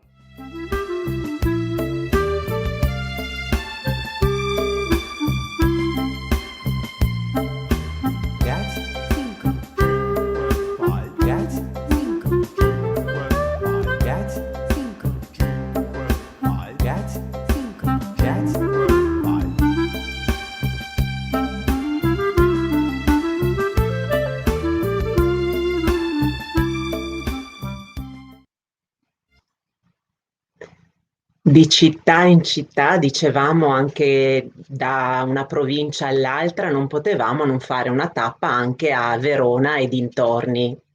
E andiamo a sentire che cosa ci raccontano Mary Malaguti e Leonardo Sartori in relazione ad una rassegna di incontri con l'autore, che abbiamo visto essere degli incontri molto graditi ai lettori, ma anche ai non lettori, come abbiamo visto a Cortina. Sentiamo allora Oreste Sabadin che ci racconta, insieme ai suoi ospiti, di questa rassegna Sorsi d'autore.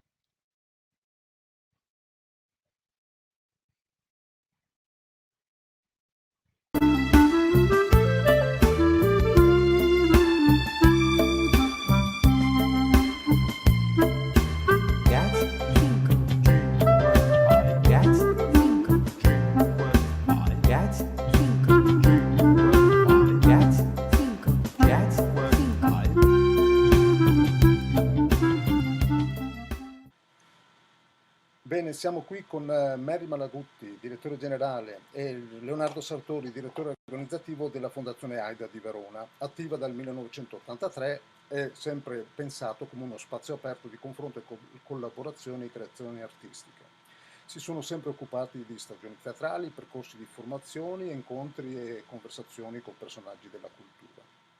E in particolare oggi vorremmo parlare di Sorsi d'autore. Sorsi d'autore che è una manifestazione letteraria che ha una lunga storia. Allora vorrei chiedere subito a Mary Malagutti, che ne è la ideatrice, come nasce Sorsi d'autore e come si pone all'interno della vostra attività. Grazie a voi per l'invito, è la prima volta che mi capita di parlare in contesto dedicato alla lettura in questa modalità, per cui vi ringrazio molto per questa occasione. Sorsi d'autore nasce 22 anni fa da un'idea molto semplice, perché inizialmente la manifestazione si sviluppava su Verona e precisamente in una villa in centro a Verona, perché sappiamo che a Verona esiste una fiera che è conosciuta a tutti, che è Vinitaly. Io in qualche modo volevo valorizzare la cultura del vino, allora essendo Fondazione AIDA un ente riconosciuto a livello nazionale proprio per l'aspetto culturale, in modo particolare quello teatrale. Da lì abbiamo cominciato e negli anni era andato molto bene, abbiamo invitato personaggi molto importanti, tra l'altro anche un premio Nobel, ha sempre, questa manifestazione è sempre più cresciuta, tra l'altro era una delle poche all'epoca, perché nel 2000 era difficile vedere eventi in cui si aveva la possibilità di incontrare autori o personaggi del mondo della cultura direttamente in un contesto anche di salotto. Per cui poi questa manifestazione mi è stato chiesto dalla regione di fare un evento regionale valorizzando le ville venete che all'epoca erano diventate, 5 anni dopo l'evento di Sorsi d'autore, patrimonio dell'UNESCO. E bisognava trovare in qualche modo una modalità per dargli la giusta visibilità, anche perché sono dei contenitori estremamente importanti. Quindi letteratura, incontro, enogastronomia e patrimonio culturale diventavano un binomio estremamente diciamo, caratterizzante anche per parlare di cultura in molte sue sfaccettature. In questi anni poi da lì anche la nostra attività per quanto riguarda la letteratura è sempre stata molto un filone che poi abbiamo sempre seguito. Uno perché l'aspetto teatrale che ci contraddistingue, essendo nati nel 1983 proprio come teatro per ragazzi, il primo del Veneto, perché poi dopo abbiamo avuto appunto diverse attività e i nostri spettacoli giravano e girano in Italia ma anche molto all'estero.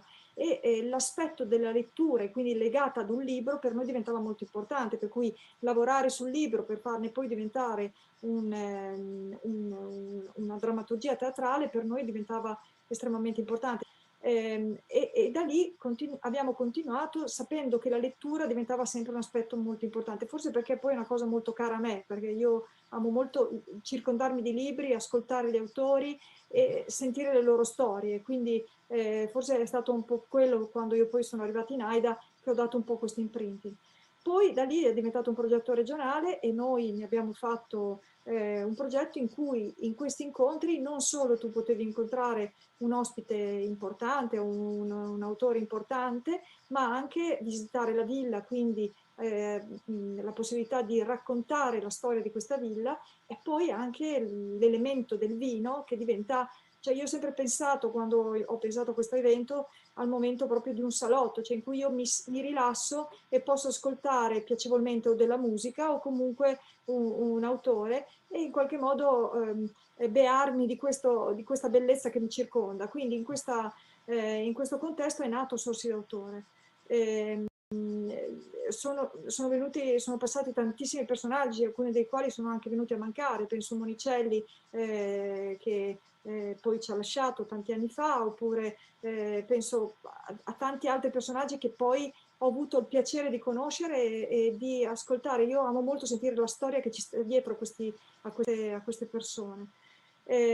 Fondazione AIDA poi tra l'altro anche negli anni ha avuto momenti, ci occupiamo anche di incontri con l'autore, lavoriamo molto nella provincia di Rovigo per questo tipo di attività e in più abbiamo organizzato, come ti raccontavo prima, una maratona letteraria europea che ha avuto un successo notevole che ha coinvolto 10 paesi europei. Ecco, questo è un po' l'elemento di Sorsi d'autore come è nato e come sta andando avanti e coinvolge sempre più ville importanti della nostra regione.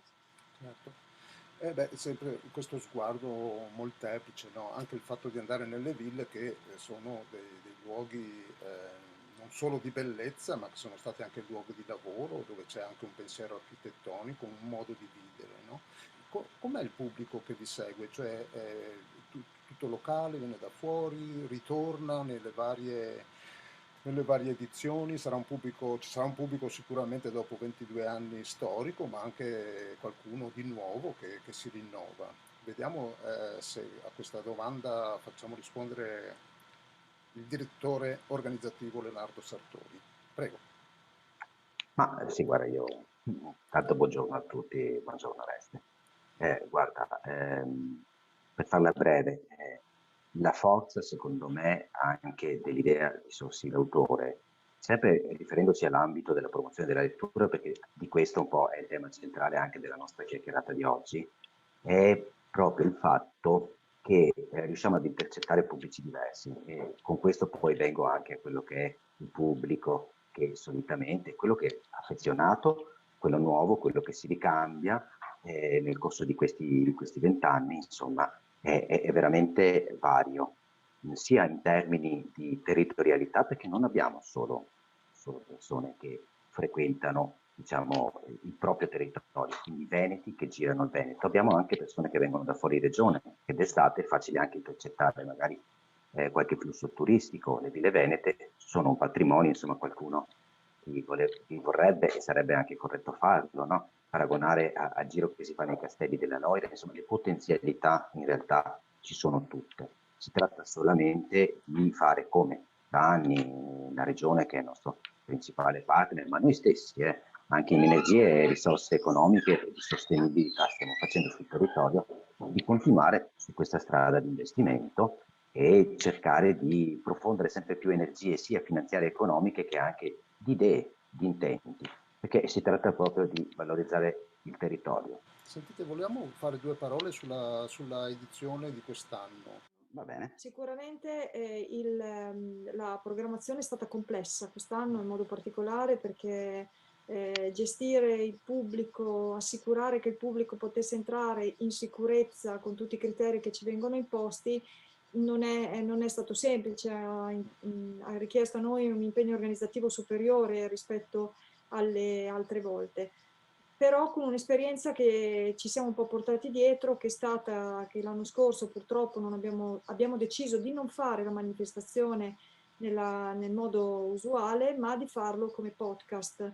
Questa cosa ci ha portato che quest'anno ci siamo dotati di tutta la strumentazione necessaria affinché le persone potessero sia partecipare dal vivo, ma anche con gli strumenti digitali che comunque sono una risorsa e che se presi nella giusta modalità possono essere di grande aiuto anche per le kermesse. In questo caso lo è stato molto, per cui abbiamo lavorato in queste diverse sfaccettature e quindi ovviamente ha comportato anche degli impegni da parte nostra superiori. Abbiamo avuto Piero Pelù appunto ad aprire la kermesse ed è stato un incontro un po' particolare, conosciamo il personaggio Pelù e si è portato, e anche qui torno a dire, si è portato un pubblico che probabilmente non è esattamente il pubblico che frequenta Sorsi d'autore, quindi abbiamo visto dei volti nuovi, oltre a quelli che a Fratta Polesine, che è una delle ville che frequentiamo più spesso, Villa Badoer, ci sono abituati, diciamo, no? E sono quello zoccolo duro che fa parte del nostro pubblico. Abbiamo avuto un pubblico diverso, trasversale, poi abbiamo avuto un incontro con una coppia che, posso dire, Mary, abbiamo avuto l'onore di essere i primi a rimettere assieme, una coppia televisiva, Mauro Corona e Bianca Berlinguer. Poi abbiamo avuto Carlo Cottarelli, l'opportunità di approfondire dei temi che sono all'ordine del giorno. E qui eravamo al castello di San Salvatore Suzzegana e poi abbiamo chiuso in provincia di Venezia con Stefano Mancuso. È stata un'occasione anche lì di approfondire, possiamo qualche dire, il tema ambientale, il tema della natura, quindi è stato veramente trasversale nei linguaggi e negli ospiti. Prima di chiudere, perché siamo già avanti con il tempo, immagino che stiate pensando anche alla prossima edizione, che avrà più o meno la stessa formula, immagino. No, stiamo pensando, da quest'anno ho deciso di ascoltarmi di più, perché ho sempre un po' paura di rischiare quando si invitano degli ospiti che magari non sono conosciuti ai più, e invece quest'anno sono stati veramente una scoperta, nel senso che Stefano Mancuso, per esempio, lo ritenevo un autore di nicchia, e invece non è affatto vero. Ha una popolarità straordinaria, ma soprattutto il lavoro e quello che lui ci racconta è di un'importanza incredibile, per cui io ne avevo sentito parlare, mi ero un po' documentata, ma devo dire che invece è stata assolutamente forse una delle scelte più calzanti, anche rispetto al tipo di manifestazione come socio autore. Quindi il tema del green è un tema che vorrei continuare a sondare, a trattare, ecco. Certo, è molto interessante il pensiero che fa Mancuso sull'intelligenza delle piante, e non a caso si collega anche con l'ambiente che voi andate a visitare, no? Allora niente, io chiuderei qua la nostra intervista, vi ringrazio molto della vostra partecipazione, delle cose che ci avete raccontato, che avete raccontato al nostro pubblico. Allora io chiuderei con un cin cin e buone letture a tutti. Sicuramente un cin cin. Viva, come Viva. si dice. Bene, grazie ancora e Grazie. Grazie Oreste. Arrivederci. Buona giornata. Grazie.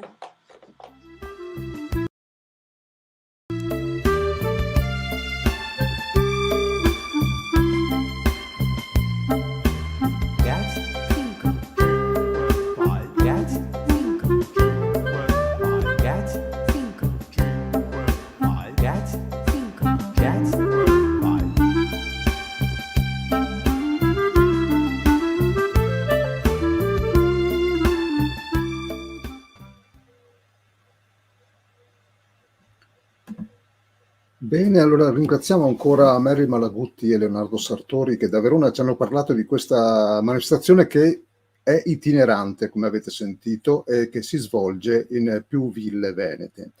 Ma dalle ville andiamo in altri posti molto suggestivi, perché adesso sentiamo Livio Vianello che conversa con Moreno Vidotto per Poesia sotto i gelsi.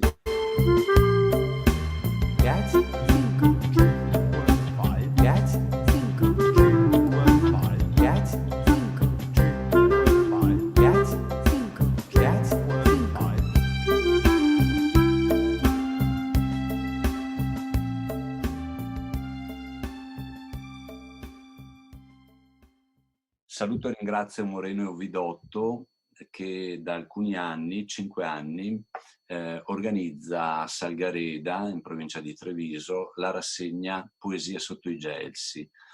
Volevo chiederle come è nata l'idea di questa rassegna letteraria in questo piccolo paese del Trevigiano. Sì, beh, l'idea è nata insieme a Enzo Laurenton, perché volevamo in qualche modo, dopo l'acquisto della casa del 2006 di Parigi, volevamo creare una sorta di, volevamo innanzitutto offrirla al pubblico, ecco, con degli appuntamenti culturali, volevamo insomma proseguire un po' la tradizione, diciamo, che aveva visto la casa frequentata da artisti, e volevamo in qualche modo ricordare che Parigi è lì, in questo posto a Salgareda verso i Sillabari, e ci era sembrato appunto una cosa è venuta naturale, diciamo, quella di organizzare degli appuntamenti culturali, per mantenere il vivo, il ricordo, la memoria. All'inizio vi siete concentrati sulla poesia, che dà il titolo anche alla rassegna, e poi vi siete allargati più in generale alla letteratura. Ecco, Poesia sotto i gelsi è giovane perché se pensiamo che la casa è stata acquistata nel 2006 e Poesia sotto i gelsi è alla quinta edizione, per cui ci è voluto un po' prima di cominciare, di creare una rassegna, ecco, che fosse quella. E, sì, è nata anche per caso, perché c'è stato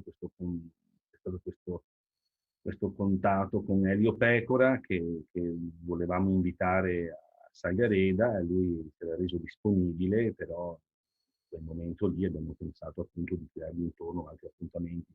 E da lì è nato Poesia sotto i gelsi, insomma, il gelsi era caro a Goffredo, e lì è nato anche il nome, insomma, di questo. Ecco, l'ambientazione, il giardino della casa è senz'altro un valore più che aggiunto.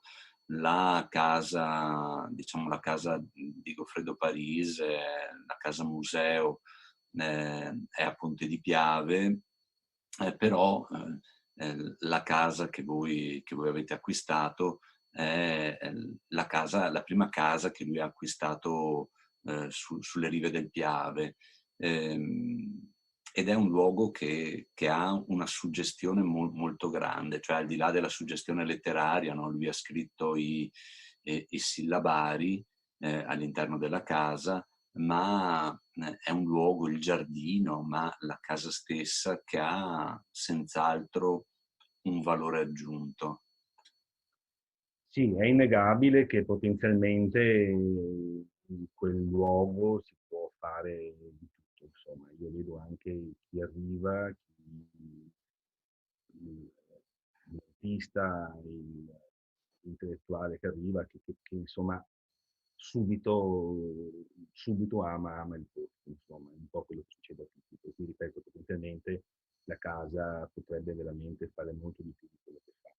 E il luogo è importante perché Parisi stava a Roma e quando decide di trasferirsi, di ritornare nel suo Veneto, non ritorna a Vicenza ma arriva a Sagarese. Poi una serie di circostanze, lui rimane a Sagareda, lungo il Piave, e poi si sposta, nell'82 si sposta a Ponte di Piave.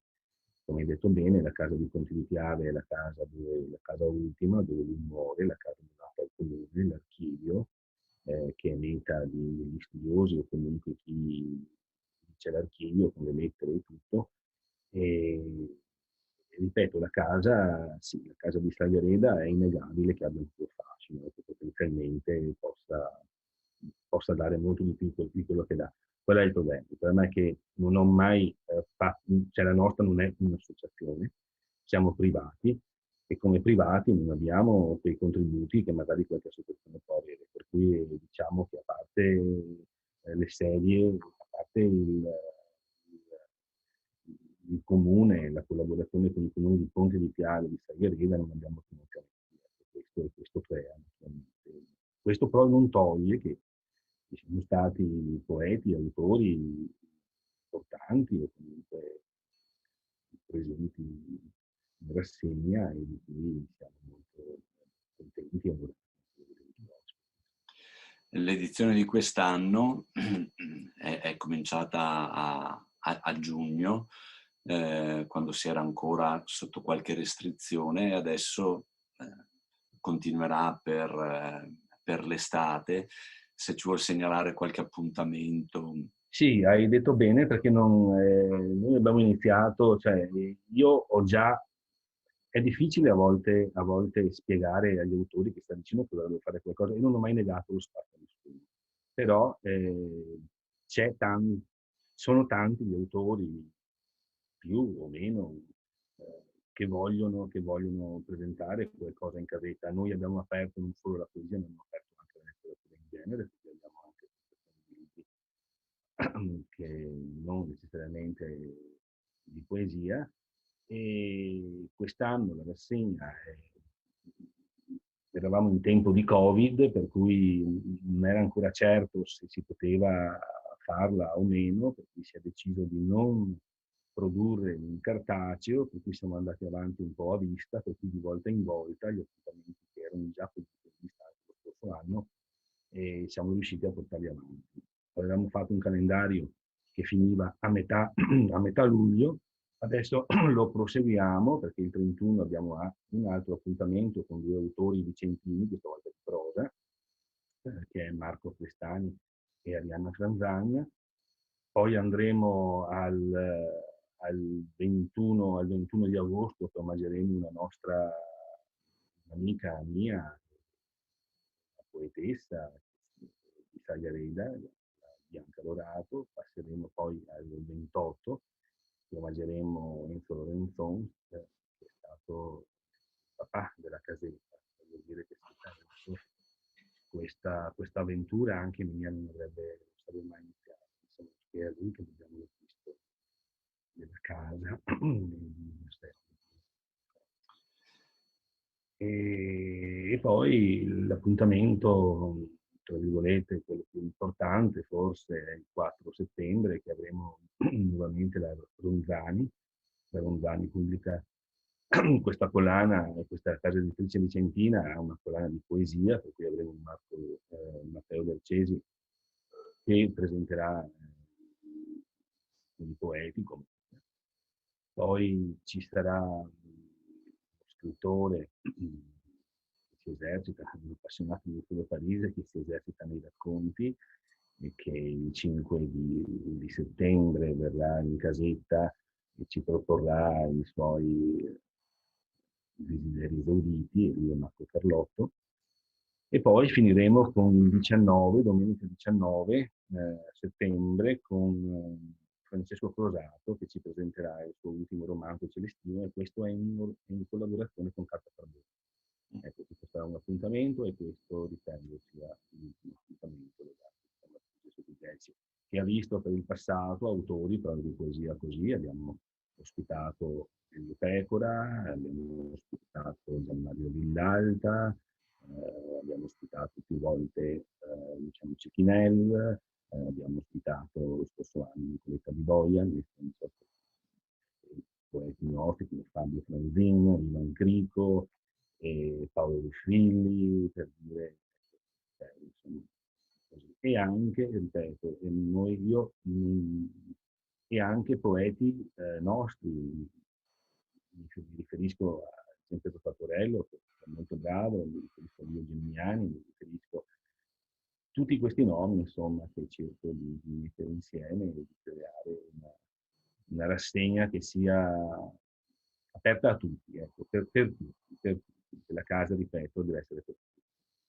Ecco, se qualcuno volesse trovare delle indicazioni, c'è una pagina social? Allora, non c'è. Allora, la mia pagina Facebook è riconoscibile, chiunque può entrarci e può vedere il programma. Quindi Moreno Vitotto. Moreno Vitotto, sì. Il comune di Ponte di Piave e il comune di Stagliareda so che mettono sempre nella biblioteca o anche nello sito del comune, mettono sempre le iniziative. E poi Cantan degli Amici, Casettino e Tribuna mi sono sempre stati vicini, devo dire che stanno sempre disposti molto bene.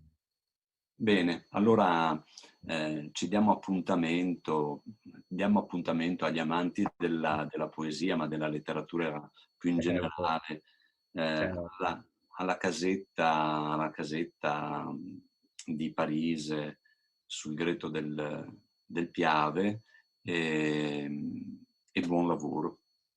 Grazie, voglio aggiungere anche un'altra cosa, che a me piace molto lavorare con le associazioni, perché a volte sì, mi fa molto piacere, e negli ultimi anni abbiamo aperto le associazioni e adesso non è difficile, per chi seguirà il calendario così, trovare anche il concerto musicale piuttosto che teatro, che ne so io, cose del genere.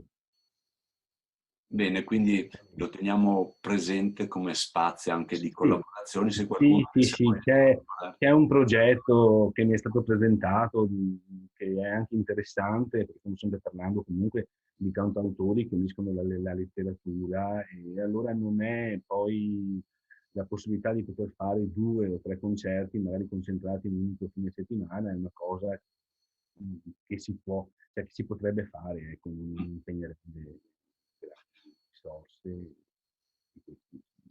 Allora non ci resta che stare con le antenne drizzate e cercare di cogliere. Esatto. Avremo, il prossimo anno saranno delle sorprese comunque, sì, anche a livello di qualitativo, di qualità, di presenza, di qualità magari il termine sbagliato, però ci saranno delle sorprese. Bene, siamo decisamente curiosi, vediamo le ultime cose di quest'anno e poi aspettiamo le sorprese. Grazie ancora e buon lavoro. Grazie a voi.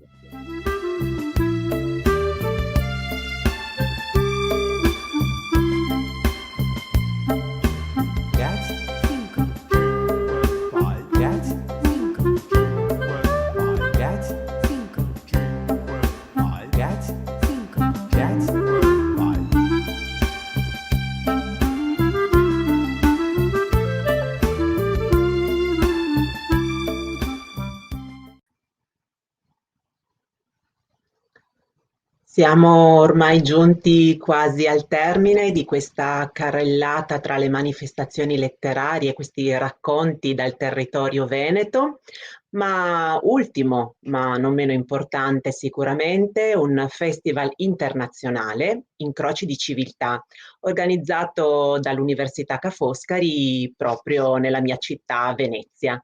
E quindi ascoltiamo la conversazione, l'intervista di Livio Vianello a Flavio Gregori, Incroci di Civiltà.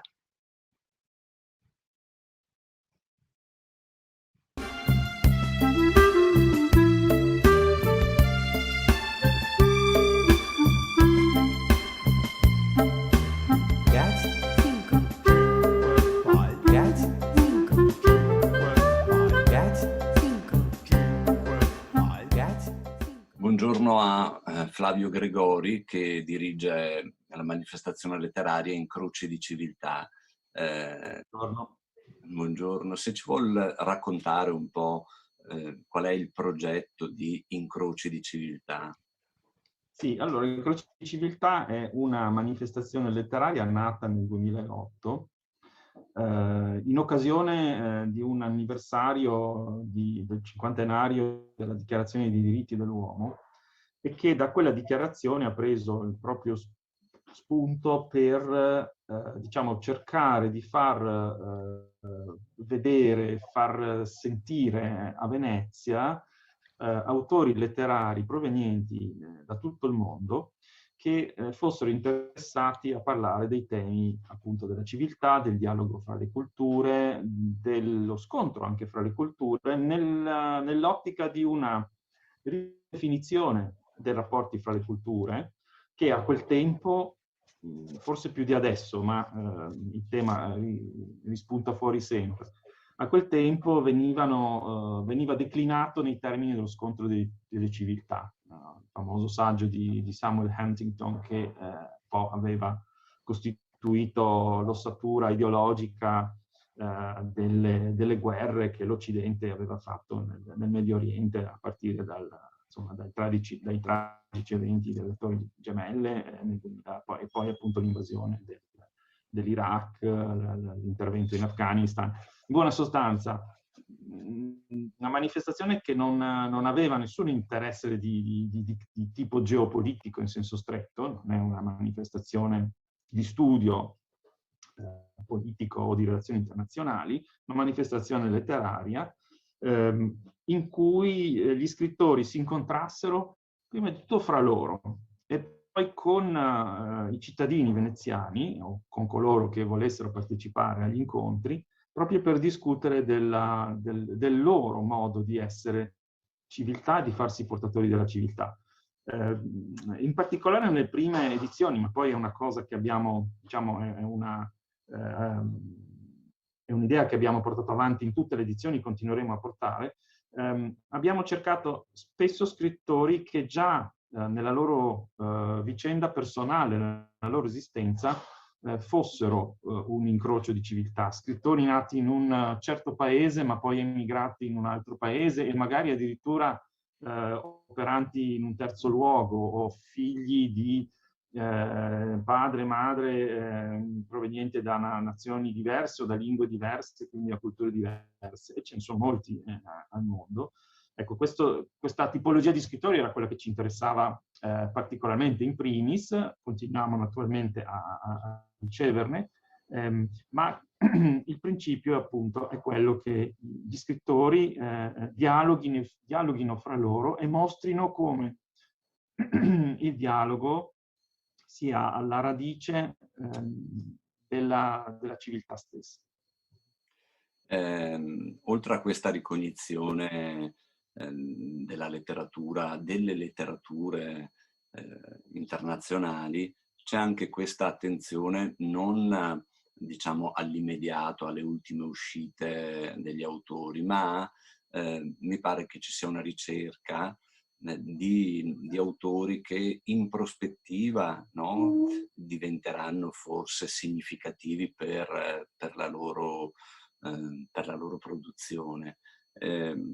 Forse perché alle spalle di Incroci di Civiltà c'è anche l'intento della ricerca, c'è l'Università di Venezia, no? Certo. Allora, intanto comincerei col dire che Incroci di Civiltà non è un mega festival, è un piccolo festival, una piccola manifestazione con un numero limitato di scrittori. Normalmente, insomma, la media è fra i 25 e i 30 scrittori ad ogni evento. Il primo motivo è perché non vogliamo creare il senso, diciamo, di un supermercato in cui si entra e si prende quello che capita o quello che piace di più. Vorremmo creare un po' il senso di comunità fra gli autori, in modo che si conoscano, si vedano e inizino anche, in molti casi è successo davvero, inizino collaborazioni, dialoghi, incontri. Da una parte, dall'altro in modo da lasciare la possibilità al nostro pubblico di poter partecipare, se non a tutti gli incontri, potenzialmente a tutti gli incontri e alla gran parte degli incontri. Questo è il primo elemento che mi preme sottolineare. Poi, certo, c'è l'aspetto che diceva anche lei, ossia questa è una manifestazione costruita all'interno, programmata all'interno dell'Università Ca' Foscari, che ha la fortuna, io ho la fortuna di poterci lavorare, di essere una degli atenei in Italia con il più alto numero di lingue e culture straniere insegnate. Abbiamo una tradizione lunga, 150 anni di insegnamento e di ricerca sulle culture di tutto il mondo, che davvero è tutto il mondo, non tutte, ma certamente c'è tutto il mondo, e un'esperienza pluridecennale da parte dei miei colleghi che insegnano queste discipline, tale da non solo renderli esperti delle culture straniere, ma anche in costante contatto con il mondo della cultura straniera. Per cui sono gli stessi miei colleghi, docenti appunto delle lingue straniere, naturalmente anche quelli delle altre discipline, ma in particolare quelli delle lingue e culture straniere, lingue e letterature straniere, che conoscono gli scrittori che vengono a Incroci di Civiltà. Ora, non solo li conoscono in quanto li studiano, li insegnano all'università, ma li conoscono spesso anche di persona. E quindi un dialogo con questi autori è già instaurato. Questo ci permette, da una parte, di sfuggire ai meccanismi con i quali naturalmente collaboriamo, però ai meccanismi di pura promozione editoriale. Noi collaboriamo con le case editrici, raccogliamo anche i loro suggerimenti, interagiamo sempre, anche quando conosciamo gli autori da invitare personalmente, però non costruiamo il nostro festival sul principio della promozione editoriale. C'è anche questo, ci sta in alcuni casi, ma non è questo il perno del nostro festival. Per cui, ecco, la costruzione del nostro programma, che avviene sempre intorno al tema dell'incrocio di civiltà, della collaborazione, del dialogo, anche degli scontri quando ci sono, ma del modo anche in cui questi scontri possono essere superati. Fondamentalmente la cultura che qualche volta produce gli scontri, e anche la medicina che permette alle civiltà di tornare civili e dialogare. Ecco, tutto questo è il perno del discorso che noi facciamo ogni anno nella costruzione del programma. Le volte che ho frequentato gli incontri di incroci di civiltà, una delle cose che mi avevano colpito erano gli inizi degli incontri in cui gli autori leggono in lingua originale e mi pare non sempre tradotti simultaneamente. Quindi era questo risuonare anche di lingue all'interno degli incontri. Il vostro festival dal punto di vista del calendario si colloca a primavera di solito, però con le emergenze in atto i calendari sono un po' saltati, quindi quest'anno quando si svolge Incroci di Civiltà? Quest'anno si svolgerà dal 3 al 6 novembre, quindi come sempre dal mercoledì al sabato. L'abbiamo spostato a novembre perché durante la primavera c'era la terza ondata del Covid e quindi non sarebbe stato proprio possibile organizzare gli incontri. Abbiamo deciso, puntando appunto sulla diminuzione dell'ondata, sulla diminuzione dei casi, che naturalmente teniamo sempre monitorati. Continuiamo a cercare di capire che cosa sarà naturalmente a novembre. E sulla campagna vaccinale e quindi sulla possibilità di riprendere le attività in presenza, abbiamo deciso appunto di spostare il tutto a novembre proprio per costruire un'edizione in presenza come lo sono state tutte le edizioni fino al 2019. È una collocazione insolita rispetto al consueto periodo primaverile. Speriamo poi dal 2022, anche se questo è su giudice, ma speriamo dal 2022 di poter ritornare alla programmazione appunto di aprile, di solito, inizio di aprile. Benissimo, allora immagino che al programma starete ancora lavorando, quindi non ci sono anticipazioni. Magari teniamo monitorata il vostro sito internet, le vostre pagine social e diamo appuntamento ai lettori a Venezia per un incroci di civiltà non più primaverile ma per una volta autunnale. Grazie. Sì. Grazie a voi, grazie a lei. Appunto ricordo a tutti l'evento di novembre, il sito è in costruzione proprio perché il programma sta avvenendo un po' in modi emergenziali, chiamiamoli così. Sicuramente a partire da settembre o metà settembre comincerà il sito a popolarsi di qualche informazione un po' più precisa anche su chi verrà. Perfetto, grazie ancora e buon lavoro. Grazie, buon lavoro a voi e grazie dell'invito.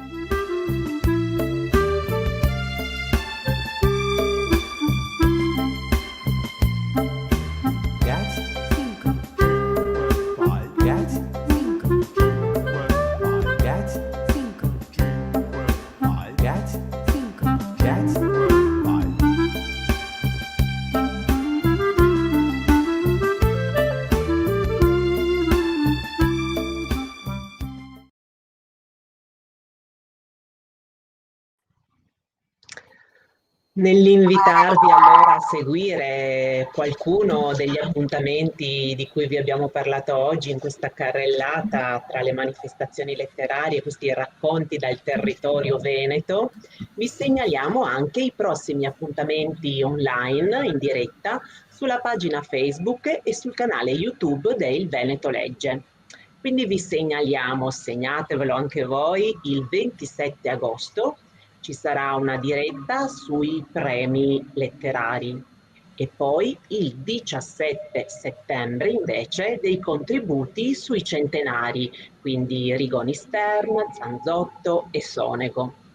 Poi naturalmente la maratona di lettura il 24 settembre, potete seguire il sito come ci ha insegnato Oreste Sabadin, potete anche iscrivervi, ma poi c'è a fine ottobre uno speciale appuntamento di concerto con l'ufficio scolastico regionale su Dante e il suo anniversario, con tanti contributi da parte delle scuole di varie province.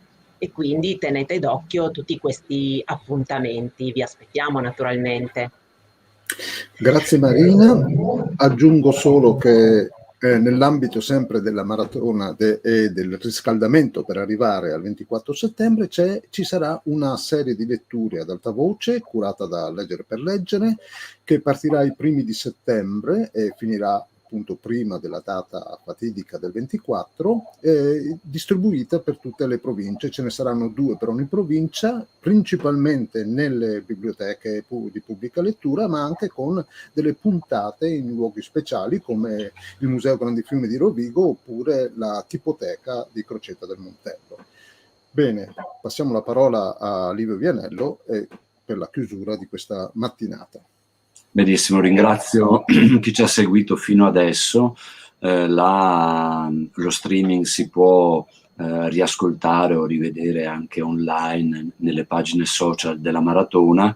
Ringrazio come sempre la Regione del Veneto che cura la maratona di lettura che si sostanzierà il 24 di settembre, e l'Associazione Italiana Biblioteche e l'Ufficio Scolastico Regionale che organizzano insieme alla Regione la maratona, e editori e librai veneti che supportano la manifestazione.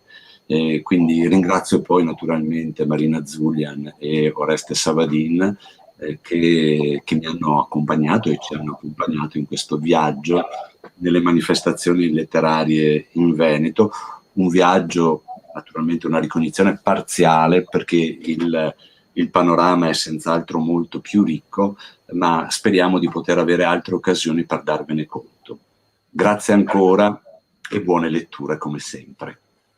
Arrivederci, buone letture. A presto. Pronti? Partenza? Via! Non siete allenati per una maratona? Questa è una maratona che si può correre anche seduti in poltrona. Non stiamo scherzando. Vi invitiamo ad una maratona di lettura.